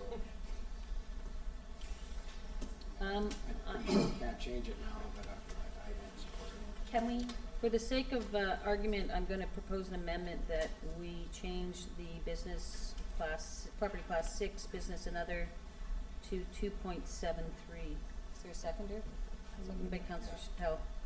And that would impact the residential class. Yeah, thanks, because I mean, that's. So we did discuss this at committee, and I believe Councillor Chappelle and I voted against it, but for the sake of, we love spending time together. Councillor Blackman Wolf, on the amendment. Yeah. I understand the rationale behind this. I just don't agree with the solution. I mean, my hope is that commercial property tax owners or commercial property owners did avail themselves of the appeal process vis-a-vis BC assessment. If they feel like they did get an unfair assessment, that's something that applies to all taxpayers, residential, commercial, that. But do recognize that there is a significant market change. These things do happen sometimes, but I don't think that it's appropriate for us to shift it over into the residential class. As was discussed at the committee meeting, I was in favor of opening the budget process to try and cut a bit of the budget so that we could get down to that number, but that didn't seem to get too much traction. So I think I'm going to vote against this and go with vote against the 2.73. Councillor Chappelle. Thanks. When you think about $14 a year if you're a residential homeowner and how much you have to pay in business taxes, and you hope that your council is going to look at ratios and analysis, and actually, we need to encourage employment. We're going to lose employment. There's businesses where they can't get amended because we put residential, we've now made it so that our future zoning of C4 and our density has affected our property taxes. And yes, you can appeal, but it gives you very little. It doesn't bring it back down to your 1940s building as it should be. But, a 17% increase on Cleveland Avenue, you can be guaranteed that people are those small businesses are straining to stay open. And we have signed by law, it's not your only expense as a district. Our district, we have tons of business expenses, pretty much everything, and tax and water. And when we have high rates, and I don't mind paying high rates in water and sewer, there's an amazing benefit to taxes. And $14 for a resident, if you can't afford a $14 increase, you're probably not going to be able to afford any of your taxes. But, a significant increase in your business taxes, you have to pass that on to your employees who have to find a place to live in this town. We already can't find employees to live in this town. So now I have to pass on my tax increase to my employees, and I have to ensure that they have a place to live in town and can afford a place to live. Passing on $14 a year for a person that's has a renter or has to raise taxes or raise their rents to make an extra $14, or has to rent out their Airbnb because we don't have any policy on that either. Passing that on is pretty easy to earn $14. But when you raise your business taxes, those expenses get passed down to the public, and then the public says it's too expensive to live here. It's because our taxes go up, and it's a multiplier. It's not 2.80. It's a multiplier that ends up being 9% increase on your tax rate as a residential, as a business, as a small business owner. And yes, it's the Walmarts and everything else, but it's also the small business owners, and we want to maintain small business employment. I'm just going to ask Christine, Councillor Chappelle talked about $14, and I think council knows what she's saying, but I just don't want it to be confusing to the public. And so you just clarify what Councillor Chappelle is trying to articulate. I'll do my best to remember all the numbers that we moved around, but essentially we were looking at the average property per each class. So we essentially took the assessment value, divided it by the folios, and in doing that assessment, when we moved one up or down, it impacted the average dollar increase. And I believe that, I'm sorry, I don't have the number off the top of my head, but originally it was going to be about a $74 increase for residential overall. And per Councillor Chappelle's indication, if we moved it to 2.75, she's indicating that that would go up $14. Yeah, I think it went up to 90, so $14 to $16. Probably But about I just want right. to make sure it's clear what we were talking about. That's not the tax increase. That's the change. If we brought business class down to 2.73, it would push residential up to $14, $16 more than the increase that's already considered. Exactly, and again, the percentages make that look a little more startling. I think it was just under 5% or 4.74 Do to you 5%. remember the reduction in the impact to commercial? I think it went from sort of 800 to 5 something, just a couple $100. I think the lowest we were able to get it down with the 2.6 was about 482, so I think it would only. 2.73 is what's on the table. Yes, I don't recall running exactly 2.73 when we were doing the indications, so I think it brought it down somewhere in the $500 range. That's what, I just wanted to make sure we were all talking about the same I thing. have the numbers if you want. I can just tell you what I do. Do you have the specific number? Hang on, I'm just gonna- Well, actually, I'll go to Councillor Pryor, I believe, and Councillor. No, I'm good. You good, Thanks for Councillor Elliott? that, Mayor. I'm not gonna support the amendment. You know, I think that it's well within the provincial, the range for, municipalities around us. I think it's very close to the provincial average. Business taxes are an expense that businesses can write off. And, quite frankly, in my opinion, the only thing that results in lower, taxes is smaller budgets. And that's the work this council needs to do. It's been trying to catch up and put money into much needed infrastructure. But probably the time is right to, look at where we can be more efficient, now that there's growth in the community, and create smaller budgets. So, I will support the amendment. I'd like to call the question on the amendment. Sorry, Councillor Weiss and Councillor Schwab. Thank you, I'm not supporting it either. And I remember the discussion at council, and my recollection is that the change from 2.8 to 2. I think it was 2.7 we were talking about, was just a couple $100 for the average business. So smaller businesses would be less than that, larger businesses more. And this will give a break to some of the larger businesses in our community, which I don't think is necessarily warranted. I agree, these are very close to the provincial average. They're less than surrounding communities. And so I think we are fine at 2.8, and I will not support the amendment. Councillor Schwab. Thanks. Other surrounding communities have employment. That's where we have to travel to because we don't have small businesses to be employed with. So it's awesome to have a tax rate when you have a healthy economy and businesses that can support you and employment to support you. We have 40% of our community commuting outside, and then we have people leaving the community because they can't afford to live here, and people have to, I suppose, buy online because they can't afford small businesses. And it just creates this economic circle, and as Councillor Wraith points out, I have an education in this now, actually understanding the economy and small business and how much small businesses contribute to the well-being of our district. When you push your taxes onto a small business and say, oh, you can write it off, it's not like that. No, you have to come up with the money. It's not, oh, I can write it off. I don't say, yay, my taxes went off, I'll just write them off on my profit. I have to raise my profits in order to make that money. So when my profits are going, when I can't make profit, and it all comes out of my profit, and my small business can't run, and I have to shut it down, and then the Gap comes in and takes over, and they don't care if they make a loss because they have 10 other businesses in the area that can make the money back. That's why you get box stores. I want to maintain our small businesses by giving them the provincial average. It's not keeping it, it's not below the provincial average, it is the provincial average, and that's the 2.73 that's being suggested. We are over the provincial average. We could be at the provincial average, and it didn't make $100 or a few $100s. It makes thousands of dollars a difference on your if your property goes up by 17% or 19% or an immense amount when you're being based on the fact that you're adding residential density on top of your properties.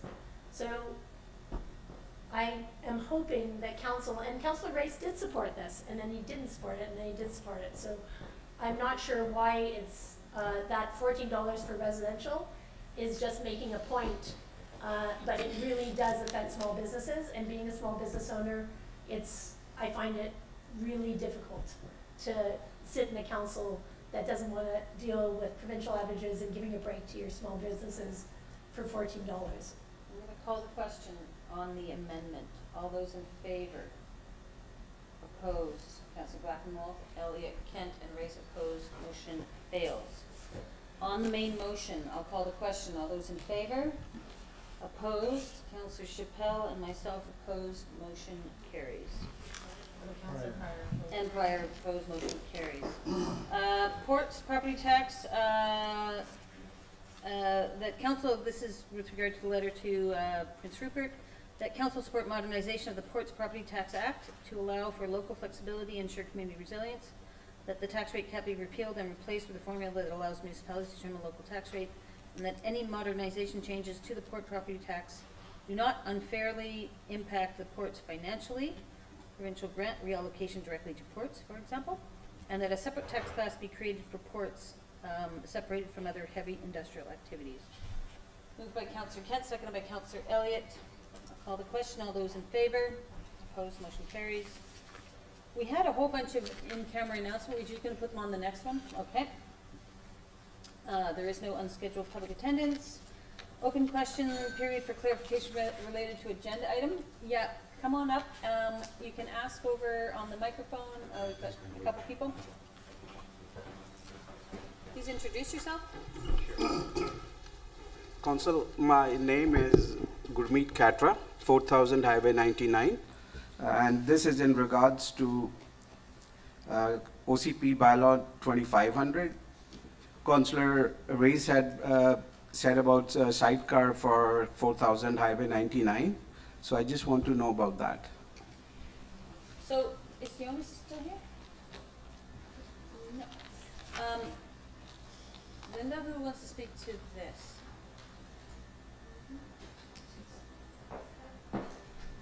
Mayor Heisman, thank you.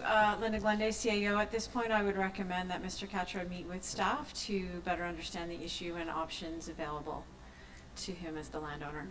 Yeah. And I think it doesn't preclude any amendment theoretically coming forward. What council was saying is that at this point, not initiating a sidecar, but there could be an amendment in the future in theory. Do you want to clarify what you said, because he did specifically reference you, Councillor? No, I did, and I did mention that and stated I thought it was a bit of an anomaly, at least as far as I was concerned. What I didn't want to do was to amend the main bylaw, because that, as we had the discussion, would have put it back to second reading and sort of taken steps backward in the process before we went forward again. So we can deal with it in a future amendment, much as we considered doing with some other things tonight and didn't agree on. But we can still do that, and I expect there still will be a discussion. I think there might be another property out there as well.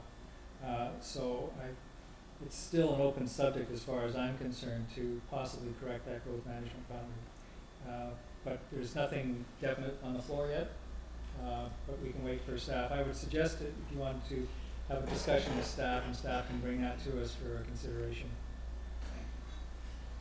Thank you, Ms. Monday. Haley? Haley Ritchie from the Squamish Chief. Really similar question there, but I just wanted to be super clear on the OCP. So does this mean this version we're taking it most likely to adoption to be finalized without any sidecar discussions? At this point, there's no sidecar OCP amendment to consider. Doesn't mean a month, 3 months, 6 months down the road, new council in December, that's always a possibility. But at this point, no sidecar is being proposed.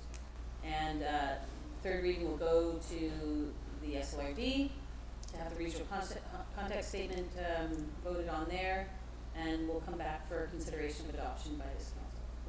Great, thanks. Fair enough, Linda? No more questions for clarification purposes? Council or staff announcements? It's so hard doing it at the end of the day because I forgot about them all.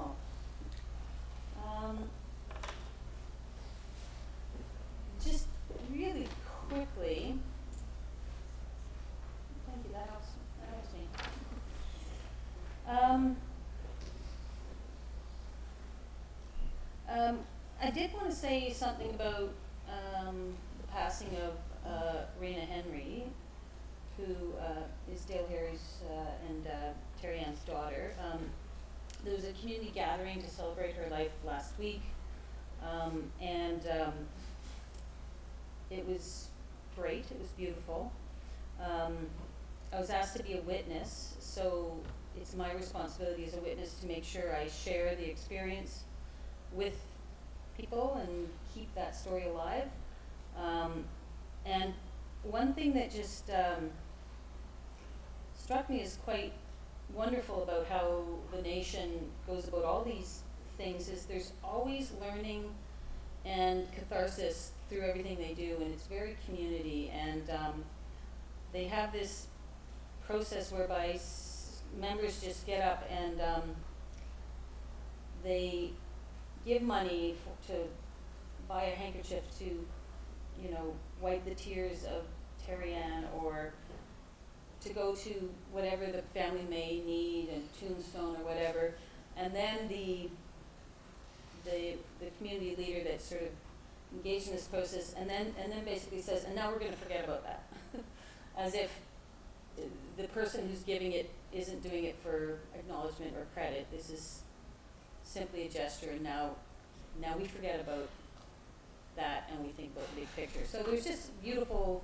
I don't know if Linda or Gary want to share, but it's just so hard for that community. My heart, I know all of our sympathies and heart go out to Dale and Terry Ann, and hopefully we find some resolution there. But just wanted to convey my witnessing of this beautiful celebration of her life. She obviously impacted her cohort up at Hilltop House very profoundly. They simply loved her, it seemed, and was a great friend, and just seemed like a lovely young girl. So just wanted to convey that. One other thing I forgot to mention, the Columbia Institute had a conference down in the city, and they got all their participants and panels and everything to pay into a carbon offsetting program, and Columbia Institute would like to actually buy carbon offsets in our marketplace once that's up and running. So I thought that was kind of cool for them to offer. And that's pretty much it for me. Don't know what else is coming up this week. Okay. Anybody else? Councillor Schwab. I graduated with a degree this week. Oh, congratulations. That was exciting 2-year process. That's well done. Thank you. Anybody else? I don't see it. I will look for a motion to terminate. Moved by Councillor Elliott, seconded by Councillor Race. All those in favor? Opposed? Motion carries. Thank you very much, everybody.